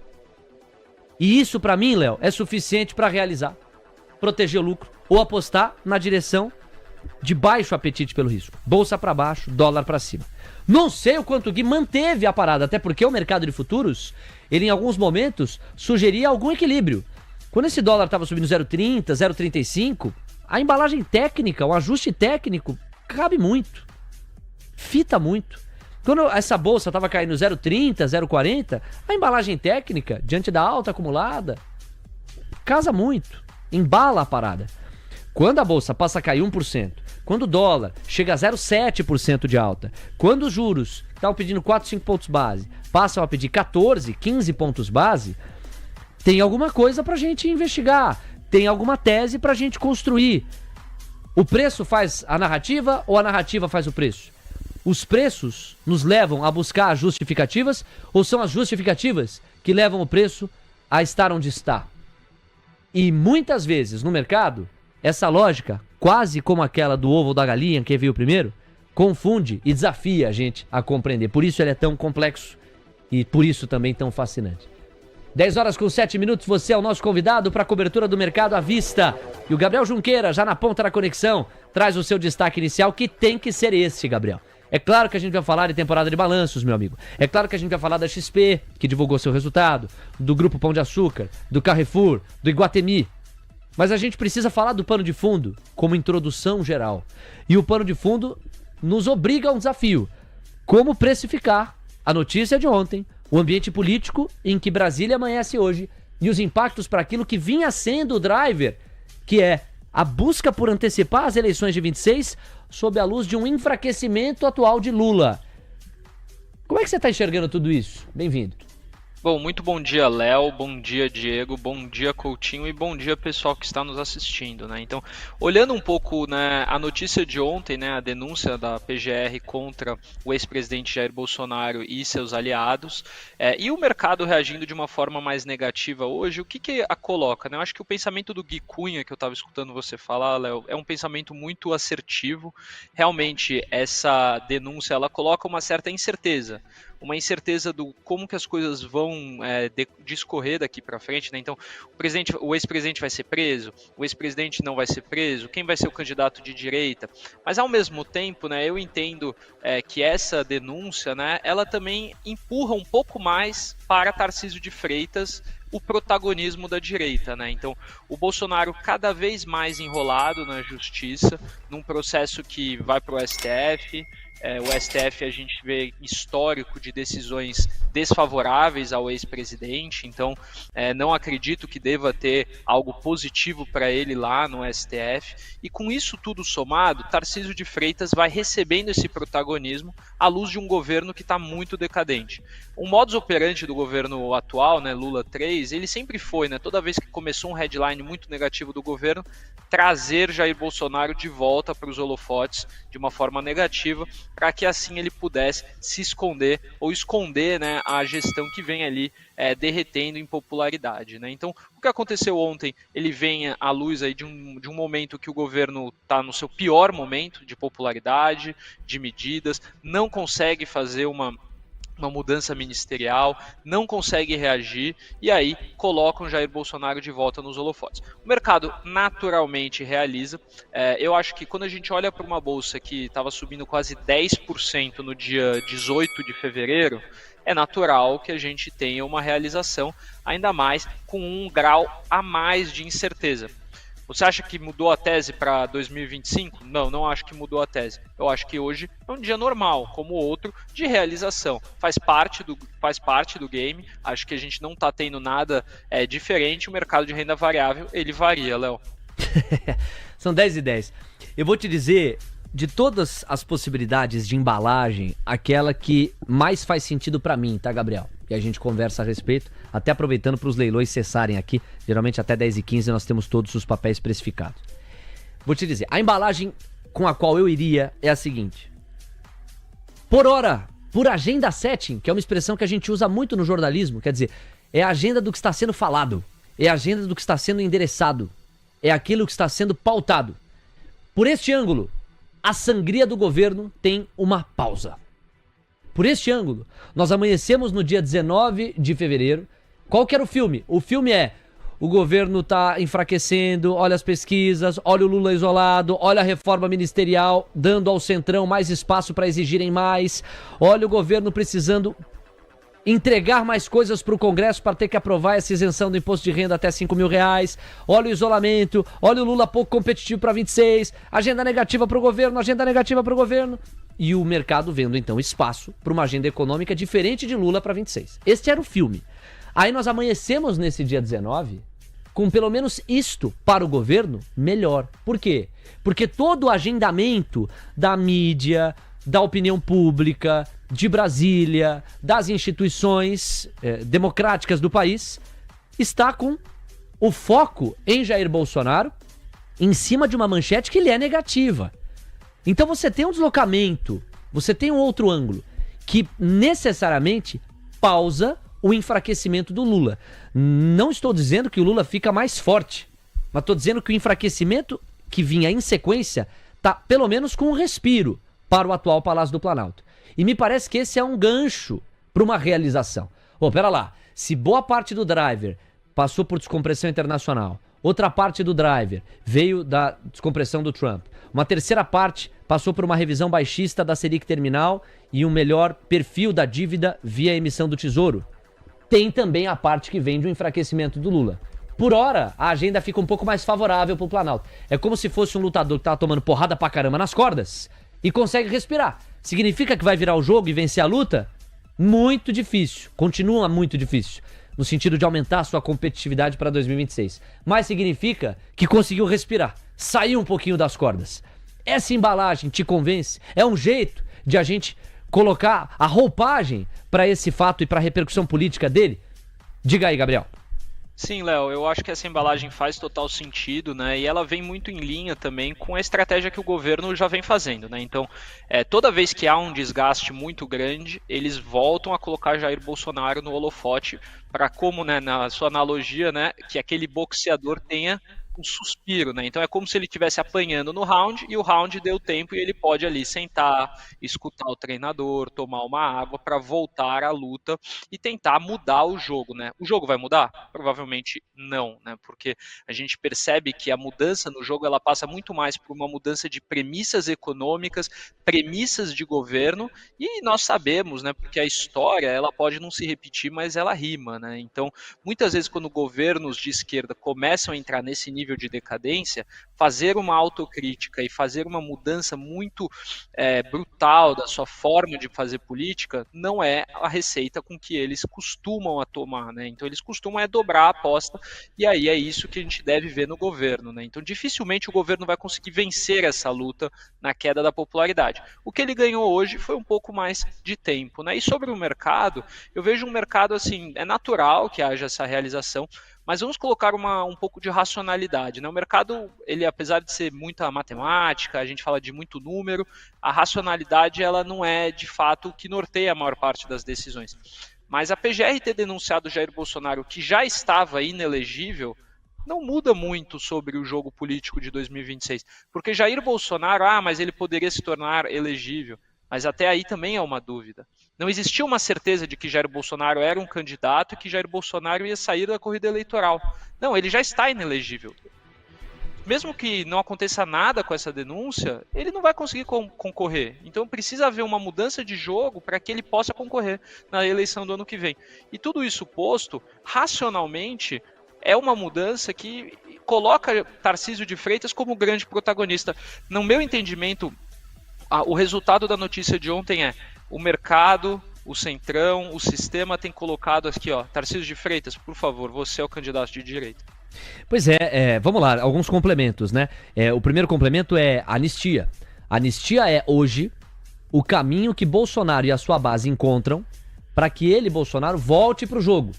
E no Brasil não dá pra duvidar de nada, eu não descarto nada. Política é como nuvens no céu, olhou tá de um jeito, baixou o olho, olhou de novo, mudou tudo. Então pode acontecer, não dá pra descartar essa possibilidade. Alguns podem julgá-la improvável, outros mais provável, mas existe essa possibilidade. Então esse é um complemento. O segundo complemento é que você pega carona na minha analogia e melhora a analogia. Porque eu peguei aqui a analogia de um governo que tá tomando muita porrada, tá contra as cordas e consegue, salvo pelo gongo ali, um respiro. Aí você foi além e falou assim, é mais do que isso, Léo. Aí o lutador que tá tomando porrada, o governo nesse caso, senta ali no banquinho e começa a ouvir o treinador. E aí me vem a provocação pra coroar a tua imagem. A questão é quem é o treinador. Quem é o técnico? É o Sidônio Palmeira, que tem tido o status do super-ministro desde o início de 2025? Porque o Haddad não parece ter a mínima moral pra ser o técnico pra orientar o Lula. Quem é o técnico? A quem o Lula ouve? A Janja? Para provocar aqui a nossa conversa. Porque no governo Lula 1 e Lula 2, você tinha caciques políticos que diziam pro Lula E colocavam o pé do Lula no chão, e muitas vezes, vi vários analistas políticos mencionarem essa lógica. Vi de Palocci, no seu primeiro governo. Inclusive, apostando numa agenda que, genuinamente, não é a agenda do PT, a dos primeiros anos do governo Lula. Inclusive de subida de juros, reancoragem das expectativas fiscais, etc, etc, etc. Quem é o treinador hoje? Quem é o técnico que vai chegar pro Lula que tá ali, cansado depois de mais um round em que ele perde, pra dizer... agora no próximo round nós vamos fazer aqui, nós vamos fazer assim, nós vamos jogar ali, nós vamos fazer essa tática. Só que você não precisa responder, mas só pra manter a analogia e a provocação. Você tem um complemento? Só um complemento pra trazer pra discussão, né? Porque você falou do Sidônio Palmeira. Mas a gente falou nessa semana ainda daquela reunião em que o Haddad estava fora e ele levou porrada do núcleo duro do PT, que tava lá. Gleisi Hoffmann lá dentro, inclusive, com expectativa de ela assumir um cargo e isso ser anunciado no aniversário do PT, inclusive. Assim, o resumo da ópera nesse caso você tem um colegiado de ministros bastante relevantes para a atual composição do Palácio do Planalto, que de maneira unânime imputa a Haddad e as decisões da Fazenda às crises ou à crise política vigente pro Palácio. E teve a carta aberta do Cacai. Também falando sobre isso. É um outro complemento importante. Então, e aí o terceiro complemento, Gabriel, o Tarcísio, né? Você cita o Tarcísio como sendo o personagem pro qual os holofotes vão. Em termos de competitividade, é isso mesmo. Quem tá dizendo isso? O Léo, o Junqueira, o Diego, o Coutinho? E não. São as pesquisas. Em competitividade, não há outro personagem que demonstra maior força do que o Tarcísio para bater Lula, considerando que o Bolsonaro está fora do pleito. E o Tarcísio se pronunciou há pouco, eu peguei aqui, ele disse o seguinte: Jair Bolsonaro é a principal liderança política do Brasil. Este é um fato. Jair Bolsonaro jamais compactuou com qualquer movimento que visasse a desconstrução do Estado Democrático de Direito. Este é outro fato. Estamos juntos, presidente, conclui Tarcísio de Freitas. Era esperado um posicionamento dele, que é o apadrinhado político de maior sucesso do Bolsonaro, como governador hoje do estado de São Paulo, tem mantido índice de popularidade que lhe dá vida confortável para buscar uma reeleição com vistas ao Palácio dos Bandeirantes, e se pronuncia dessa maneira, se posiciona dessa maneira em face à denúncia apresentada pela Procuradoria-Geral da República ainda na noite de ontem contra Bolsonaro e outros 33 personagens, em meio a alegações de 6 crimes, entre os quais o golpe de Estado. Nós temos 10 horas com 19 minutos e para a gente fechar esse pano de fundo, narrar o mercado à vista e partir também para os balanços, uma última manchete que mostra que nem entre os ministros do Supremo Tribunal Federal há unanimidade sobre a maneira como deve ser conduzido o processo envolvendo o Bolsonaro. Veja só, uma matéria importante assinada pela Mônica Bergamo lá na Folha de São Paulo. Ministros do Supremo Tribunal Federal criticam Alexandre de Moraes e querem julgar Bolsonaro no plenário da Corte. Eles afirmam que outros réus do 8 de janeiro foram submetidos ao colegiado integrado pelos 11 magistrados do tribunal. Léo, não estou entendendo nada. É porque o ministro Alexandre de Moraes é o relator e vai caber a ele decidir o encaminhamento. E até agora o que se sabe é que o encaminhamento é que a primeira turma do Supremo Tribunal Federal faça a avaliação das denúncias que foram endereçadas ao STF contra Bolsonaro ontem. E a primeira turma não abrange, por exemplo, os ministros que foram indicados por Bolsonaro. Lembram dos 2 ministros indicados pelo Bolsonaro? Pois bem, eles não pertencem à primeira turma do Supremo Tribunal Federal. Então a gente tem visto também, tem monitorado este barulho no judiciário a respeito. Vamos ao corpo do texto, é importante para a gente fechar esse pano de fundo. Nada está repercutindo mais do que o ambiente de Brasília hoje, inclusive para quem investe e trada. Ministros do STF estão inconformados. Atenção à escolha das palavras, isso diz alguma coisa. A palavra inconformado diz alguma coisa. Ministros do STF estão inconformados e devem contestar a decisão do ministro Alexandre de Moraes de levar o julgamento de Bolsonaro por tentativa de golpe de Estado à primeira turma da Corte. Eles afirmam que o caso é de grande importância e repercussão e que, por isso, deveria ser julgado pelo plenário do tribunal, integrado por todos os seus ministros. Olha, independente da sua visão ideológica, porque eu fujo disso aqui na busca por trazer a visão mais equilibrada que eu consiga para vocês, não é razoável que uma denúncia que toque num ex-presidente da República e outros 33 nomes e que aponte a tentativa de um golpe de Estado, não é razoável que, do ponto de vista jurídico, isto seja apreciado por todos os ministros da Suprema Corte, em vez de apenas por aqueles que compõem a primeira turma? Não é razoável? Isso não daria mais legitimidade e mais corpo jurídico para uma decisão que venha a ser tomada? Me parece óbvio que sim. Me parece claro que sim. Por que que isso não é levado ao colegiado? Juridicamente falando. Não dá para julgar um ex-presidente desta forma, disse um deles à coluna. A apreciação pelo plenário daria, inclusive, maior legitimidade à decisão final do STF. É um pouco do que eu antecipei aqui. Afirmam também que réus do 8 de janeiro foram julgados pelo colegiado completo. E que o caso de Bolsonaro não pode ser tratado de maneira diferente. A primeira turma é integrada por 5 ministros, além de Moraes, Flávio Dino, Cristiano Zanin, Carmen Lúcia e Luiz Fux. A expectativa é a de que todos eles votem pela condenação do ex-presidente, dando a ela o peso histórico da unanimidade. Magistrados que não integram a primeira turma e que divergem da decisão de Moraes afirmam que essa é justamente a intenção do ministro: impedir o julgamento no plenário para evitar debates e divergências que naturalmente surgiriam no colegiado como um todo. Dos 11 ministros do tribunal, 2 foram os indicados por Bolsonaro: André Mendonça e Cássio Nunes Marques.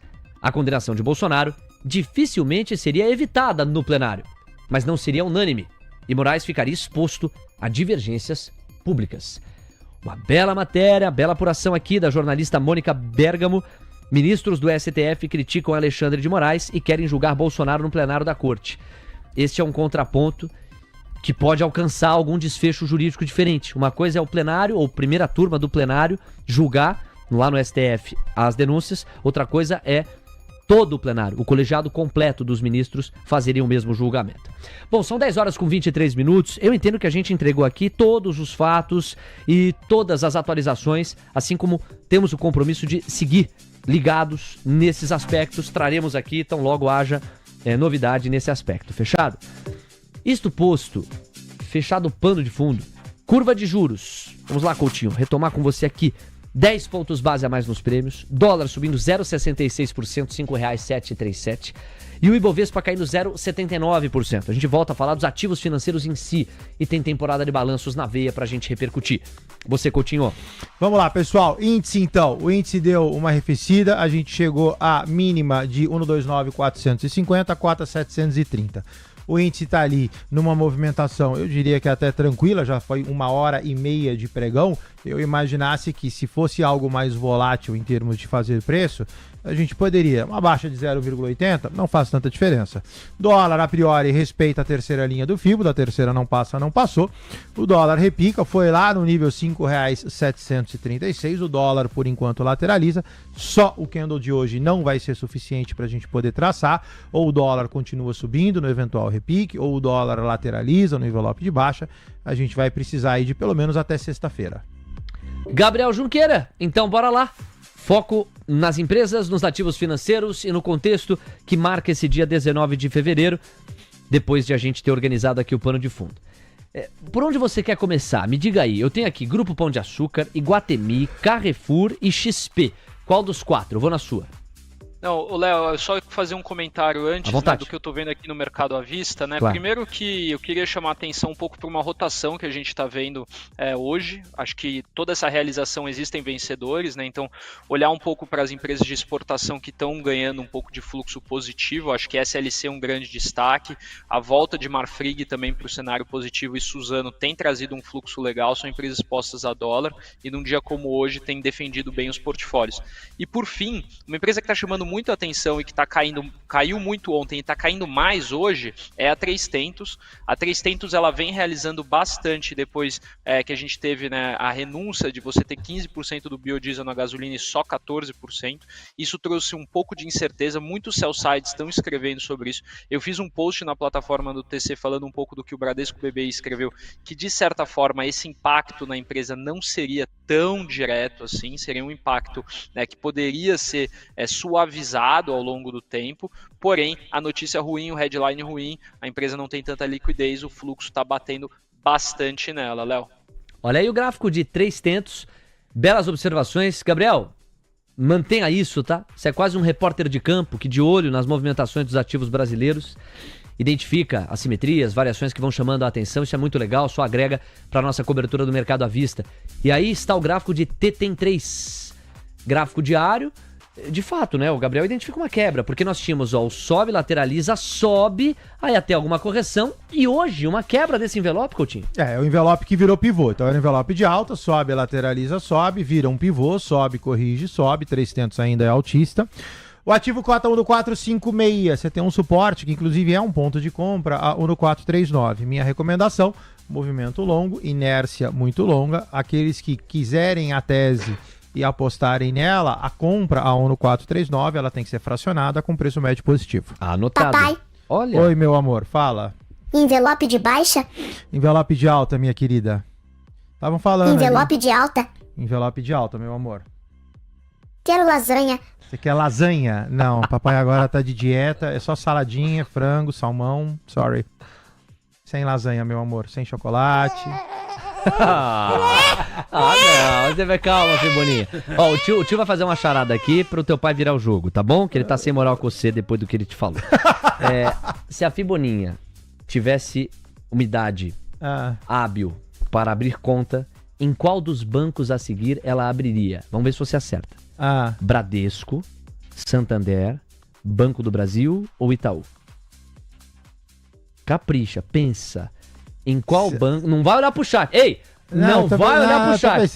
Olha, pai eu. Fala, tiazão. Se a Fiboninha tivesse idade pra abrir uma conta, se ela abrisse uma conta no banco, ela abriria onde? No Bradesco, no Itaú, no Santander ou no Banco do Brasil? Sem olhar pro chat, Coutinho. Não tô olhando pro chat, lindão. Supremo Tribunal TCM. Eu acho que, sei lá, Itaú. Errou.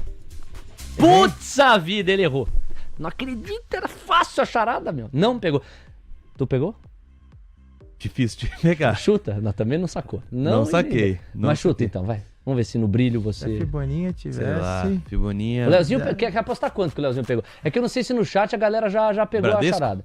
Não, errou também. Aí, Léo. Tá fácil pra você. Vai lá. Não?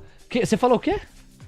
Não, falei, Leozinho, só sobrou Santander e Banco do Brasil. Isso, é isso que eu queria. Sobrou Santander e Banco do Brasil, Léo. Olha lá, pronto, ó, o chat matou. Olha lá. Ó, LHF, bebê. Olha lá, Maru Bozu, bebê. Roberto Reis, porque é bebê. Humberto Prudêncio, bebê. Boeira, bebê. Lucas Geneve, bebê. Parabéns, vocês deram um banho no Coutinho. Porque o Coutinho errou, meu. É ou não é? Bebê, lógico, o Coutinho, era pra você... Fiboninha, eu tentei, o tio tentou, tá bom? Eu vou trabalhar com o Gabriel Junqueira aqui, dá uma bronca no teu pai. São 10 horas com 29 Titio. minutos. Oi. Quantos anos você tem? 30 anos. Tá novinho. Obrigado. Não tô com a pele tão de pêssego como a sua. Ei, Fiboninha. 10h29, vambora. De olho agora em Grupo Pão de Açúcar. Alô, Gabriel Junqueira. Qualquer dia você interage com a Fiboninha, é sempre uma experiência. Grupo Pão de Açúcar tem prejuízo em operações continuadas de 737 milhões de reais no quarto trimestre. Mas receitas e margem melhoram. Vamos falar de GPA. Alô, Gabriel. Bom, Léo, o Grupo Pão de Açúcar, né, um resultado bastante esperado, não só o do GPA, como também o do Carrefour, que vieram ali no mesmo dia. Olhando assim os números, né, a headline muito ruim, né, 737 milhões de prejuízo, o que poderia ser algo aí que a gente olhasse e falasse assim, nossa, que horror. Porém, se você for ver só de despesa não recorrente, foram 563 milhões, que inclui acordos fiscais e provisões trabalhistas, então isso já tira aí um peso grande do resultado. E quando a gente olha para os dados operacionais, Léo, foram dados muito bons. Estamos falando de um same store sales. E aí eu queria destacar aqui, né, quando a gente fala de varejo, pessoal, primeiro que varejo é um setor bem complicado, né, margens curtas, muita instabilidade, então não só o varejo aqui, supermercados, mas lojas Renner também, são empresas ali que você tem que ter um certo ressalvo na hora de fazer a análise. Mas algumas métricas são interessantes. A primeira delas, same store sales. O que essa métrica diz pra gente? Vendas nas mesmas lojas. Então, o que basicamente isso quer dizer? Você tem uma loja, a loja ali quando você abre, ela tem um tempo de amadurecimento, né, de maturação para que essa loja consiga ter o seu desempenho, né, fazer marca, ganhar mercado naquela região, e aí você consegue entender se essa loja aí já madura, ela vai conseguir aumentar as suas vendas, né? Então, o same store sales vendas nas mesmas lojas, você olha de trimestre a trimestre, de ano a ano, e a gente teve um resultado muito bom, um resultado de 9,6%, só para a mérito de comparação, o Carrefour teve um same-store sales de 6,3%, então a gente está falando de um same-store sales bem interessante. Quando a gente olha só para a marca Pão de Açúcar e o mercado extra, esse número foi para 10%, o que mostra um resultado operacional de Pão de Açúcar muito melhor. Outro ponto importante do resultado, a questão da alavancagem. Pão de Açúcar saiu de uma dívida líquida EBITDA de 5 vezes para 1,6 vezes. Isso aconteceu primeiro, a venda de ativos não core e uma oferta de ações que aconteceu no trimestre que reduziu bastante essa alavancagem. Então, a empresa já está rodando mais redondinha ali, ela já está começando a funcionar melhor no seu operacional, nas suas margens, então isso já é um sinal positivo. No entanto, pessoal, vamos sempre lembrar, teses de turnaround são teses mais complicadas, teses que envolvem muito risco e a gente precisa ficar muito atento nisso, mas o resultado em si não foi esse horror quando você olha um prejuízo de 700 milhões de reais. Né? A gente vai para o gráfico de Grupo Pão de Açúcar, só antes, o Diego tem dado da agenda das 10h30, não é um dado que contrata uma cobertura especial, mas um protocolo importante de a gente pagar, setor imobiliário lá nos Estados Unidos. Você, Diego? Pois é, primeiro licenças de construção, tá, Léo? Vieram em 1.483.000, quando se esperava 1.460.000, ou seja, levemente acima do consenso, veio bem em linha com o dado anterior, que foi de 1.482.000. Agora falando do início de construção de casas novas, veio em 1,36 milhão, se esperava 1,4 milhão e o dado anterior foi revisado para cima, de 1,49 para 1,51 milhão, ou seja, de um lado você tem as licenças de construção vindo acima do consenso, enquanto do outro lado você tem a construção de casas novas que veio abaixo do esperado. Daqui a pouco, o Alex Martins, que confirmou presença aqui na nossa programação, na faixa das 10h40, ele não teve condição da primeira entrada hoje, terá a condição da segunda, que na verdade será a primeira. Mais tarde, então, Alex Martins. E ainda hoje, Fernando Marques, Adriano Pires, especialista em petróleo, commodities em geral, mas petróleo em particular, Petrobras, Junior Oils. Tem uma visão macroeconômica sempre relevante e importante de ser considerada, estará conosco na reta final, fechado? São 10h33, vamos fechar aqui o raciocínio, só a tela que eu estou compartilhando, o DXY então depois desses dados a 107 e 174, o VIX praticamente a 15,7 pontos, uma alta de 2%, os yields de 2 e 10 anos subindo aí 1,5 ponto base em média a mais nos prêmios, né? Subindo 1,5 ponto base na remuneração exigida. Vamos para os índices acionários americanos, o Diego Kerber monitora. Pois é, e o pré-mercado americano está todo ainda para baixo, tá, Léo? 0,25% de recuo para o Dow Jones Futuro, 0,21% de queda pro S&P Futuro, enquanto o Nasdaq Futuro recua 0,19%. Ok, muito obrigado então, Diego. 7 magníficas, deixa eu ver se tem alguma mudança. A Tesla piorou um pouquinho, né? Tá caindo agora 0,18, Amazon 0,34, Meta 0,50, Google sobe 0,12, Nvidia parecido. Apple cai 0,25, Microsoft 0,19, em princípio um dia de leve realização lá nos Estados Unidos, 11h30, tem abertura, e muita atenção. Aí a gente vai ver com qual força e direcional o gringo vai bater na porta brasileira. Vamos lá, gráfico de Pão de Açúcar para amarrar o racional que o Gabriel ergueu aqui do ponto de vista fundamentalista. Vamos lá. Pão de Açúcar, quando você olha, Pão de Açúcar tem historicamente o seu fundo ali na casa de R$ 2,00 a R$ 2,20. O ativo ele não é muito elástico, você nota que, por exemplo, 2024 sua máxima tangenciou um valor muito próximo do que a gente está agora, nós estamos falando de 3,57, ativo cota 2,90, então você tem um upside mais curto. Pão de Açúcar no curto prazo é altista, você tem um pit stop que é um ponto de compra praticamente a mercado, R$ 2,70, o ativo cota 2,90, isso nesse pivôzinho mais curto. Se você eventualmente for mais conservador em Pão de Açúcar pode fazer uma correção um pouco mais longa, daria uma nova compra R$ 2,56. De qualquer forma, ambos os cenários, Pão de Açúcar permanece altista, o seu objetivo a priori é de R$ 3,57, dupla confirmação, a linha do Fibo sem querer, bateu certinho ali naquela resistência mais longa. E se eu te dissesse que o TC, atento à realidade e às condições de mercado, passou a oferecer um produto diferenciado para você cuidar da parte do caixa para a qual você não precisa de liquidez imediata? E se eu te dissesse que há um CDB a 135% do CDI através do QR Code que está aparecendo na tela agora? Todo mundo tem um pouco de caixa. O caixa que rende 100% do CDI é maravilhoso e te dá liquidez imediata.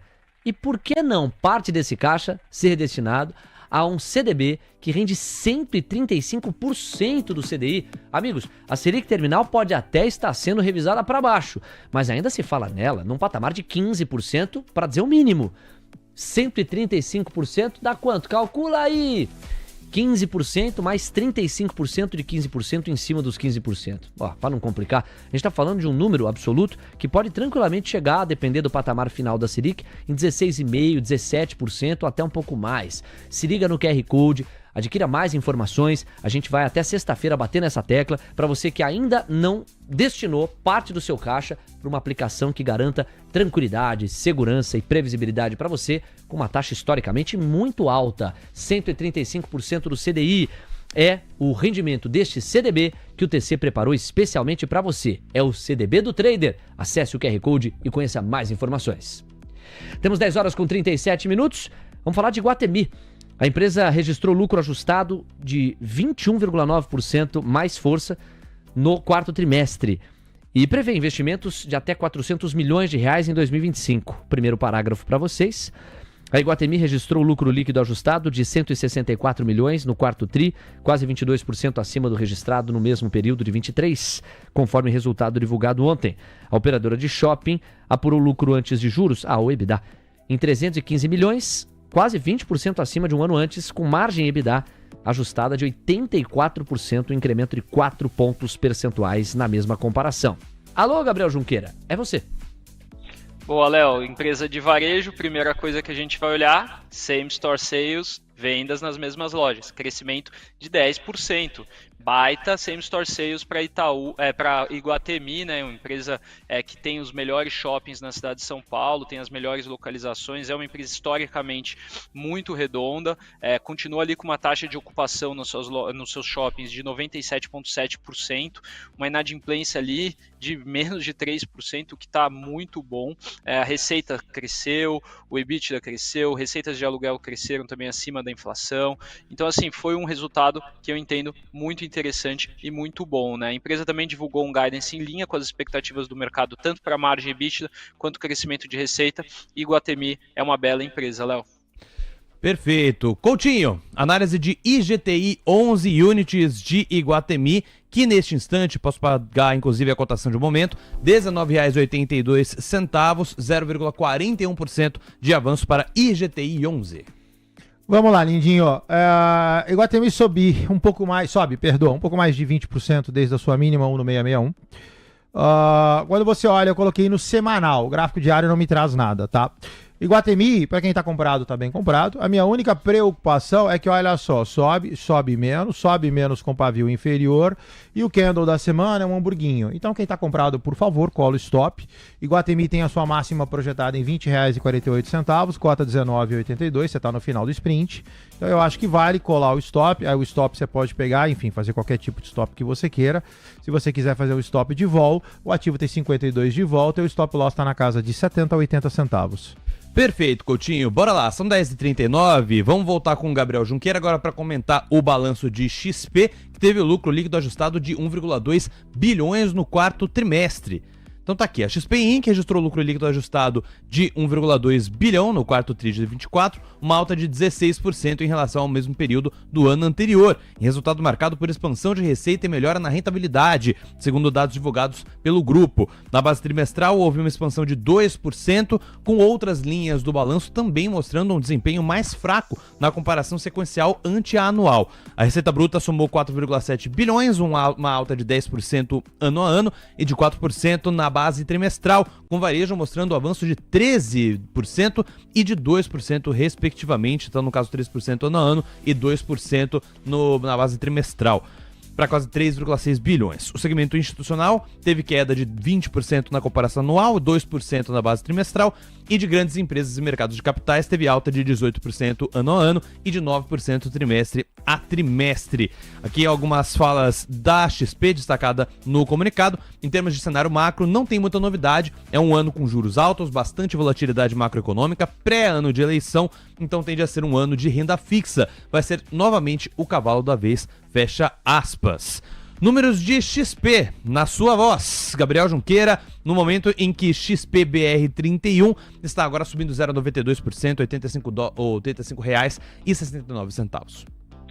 Bom, o resultado de XP acho que foi bem dentro ali da expectativa, né? A gente viu um resultado que, quando você olha para os números operacionais, ele teve uma captação líquida de 20 bi só, então uma captação bem menor no que no trimestre anterior. Tem uma sazonalidade do mercado, né? Então o mercado no final do ano, geralmente as pessoas gastam mais, viagens, enfim, então você acaba poupando menos, investe menos, mas tivemos boas emissões do segmento de renda fixa, o segmento corporativo também seguiu forte, o ROI foi bom, uma empresa que teve também um crescimento de custos, mas nada fora ali, que tenha comprimido as margens de forma muito significativa. Resultado de XP em geral muito interessante. Diego. Perfeito. Coutinho, XPBR31, FIBA neles. XP sobe desde janeiro, seguindo aí a tendência do mercado. Diferentemente do anterior, você vê que os candles de XP estão melhor distribuídos. De qualquer forma, XP, a sua máxima é 30%, 31% agora da mínima até o dia de hoje. XP 48569, XP tem uma venda a 8693. Então, de novo, quem está comprado em XP, por favor, fique atento. Você está no finalzinho do sprint. XP tem uma diferença. Quando eu vou para o diário, eu tenho ainda um leve envelope de alta. Não é a melhor figura, mas pelo menos é uma figura ainda atrativa para quem está comprado. De qualquer forma, 8693 é uma resistência importante. O ativo tem 1,47 de volta. O stop está na casa de R$ 1,80 a R$ 2,00. Eu acho que chegando lá, não em detrimento deste envelope de alta, mas da resistência, eu acho que vale pegar e dar uma protegida em XP da eventualidade que ela comece a corrigir. Perfeito, Coutinho. E para finalizar a temporada de balanços, Carrefour Brasil, que teve salto no lucro ajustado no quarto tri. Tá aqui, o grupo Carrefour Brasil registrou lucro líquido ajustado de 1,77 bilhão de reais no quarto tri, um salto de 241% no ano a ano, e um resultado explicado principalmente pelo reconhecimento de 1 bilhão de reais em ativos tributários diferidos relativos a perdas acumuladas do grupo Big.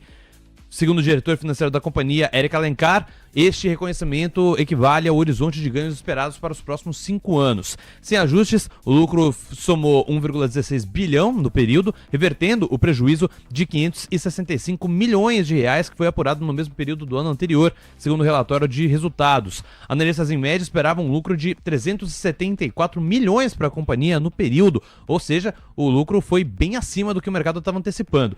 Já o EBITDA ajustado do Carrefour Brasil somou 1,92 bilhão, um crescimento de 2,2% no ano a ano, contra a expectativa dos analistas de 1,77 bilhão. Então tá aqui os números de Carrefour Brasil, CRFB3, que neste instante vou pagar para vocês como é que tá a cotação. CRFB3, que está subindo 1,07%, R$ 7,58. Gabriel Junqueira. Um bom resultado bom, né? Acho que, como comentei, né? Same Store Sales, varejo, a gente olha um pouco abaixo das outras duas empresas, em 6,3%, mas dentro da expectativa do mercado. Tivemos esse crédito tributário que turbinou aí o lucro líquido, então é bastante interessante isso, mas no geral um resultado em linha ali, conseguindo ter uma margem melhor que a expectativa, conseguindo ter um EBITDA também acima da expectativa.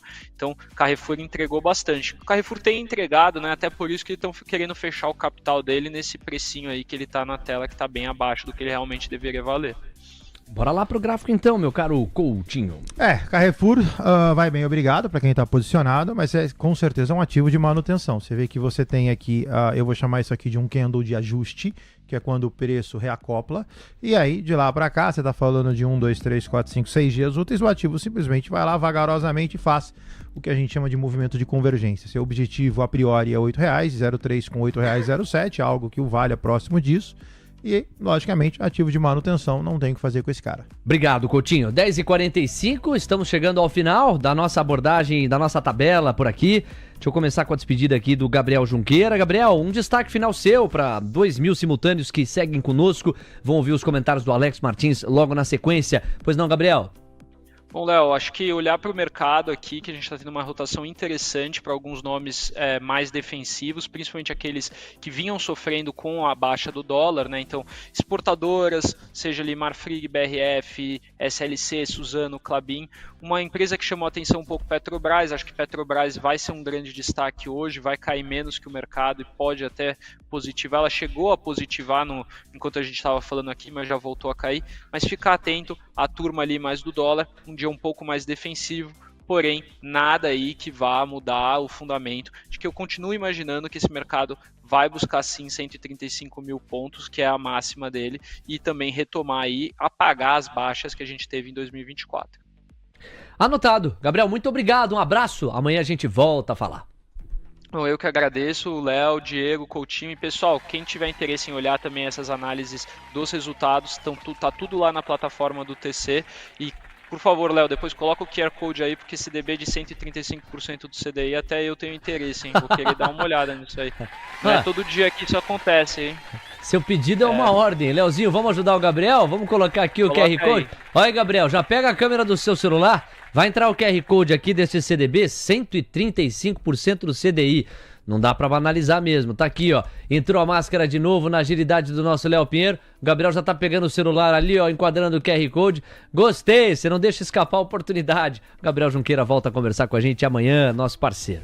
São 10 horas com 47 minutos. Coutinho, você fala do índice, fala do dólar e convoca o like, porque o Gui, ele não pode sair 9,6 sem 1.000 likes. E você não pode sair daqui sem 1.300 likes. Nós temos 1.200. Dá pra chegar em 1.300, capricha. Vai então lá. vamos lá. Falando de índice dólar primeiro, pessoal. Vamos ficar atento, tá? Ou seja, o índice, eu tracei aqui um canal de alta, que é o canal de curto prazo. Então, na verdade, lá no instrumento anterior, se eu não me engano era o G25, a gente falava desse movimento de confluência. Então, o índice ainda está dentro de dois canais. Tem o canal vermelho de alta, tem o canal amarelo de baixo, a gente está ali nesse imbróglio ainda vendo o que vai acontecer. Peço que tomem cuidado, swing traders de plantão, não vejo o mercado dando grandes porradas para cima, tá? Então assim, eu seria muito mais cadenciado nesse ponto. Doletinha tranquilo, tá ali em cima da terceira linha, R$5,694.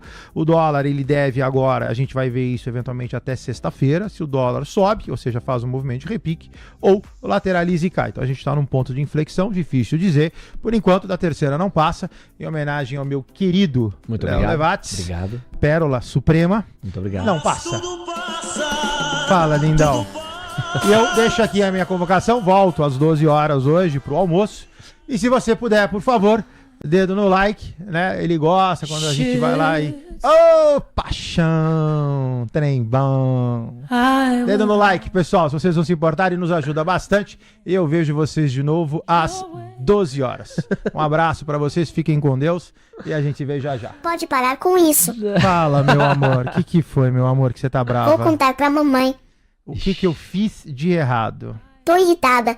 Por que você tá irritada? Quero mocotó. Mocotó. Tá bom. Você manda, meu amor. Insaciável. Mocotó será, sem a menor dúvida. Valeu. Um abraço, Coutinho. gente. Com Deus, a gente se vê depois. Dedo no like aí. Tchau. Um abraço. Obrigado.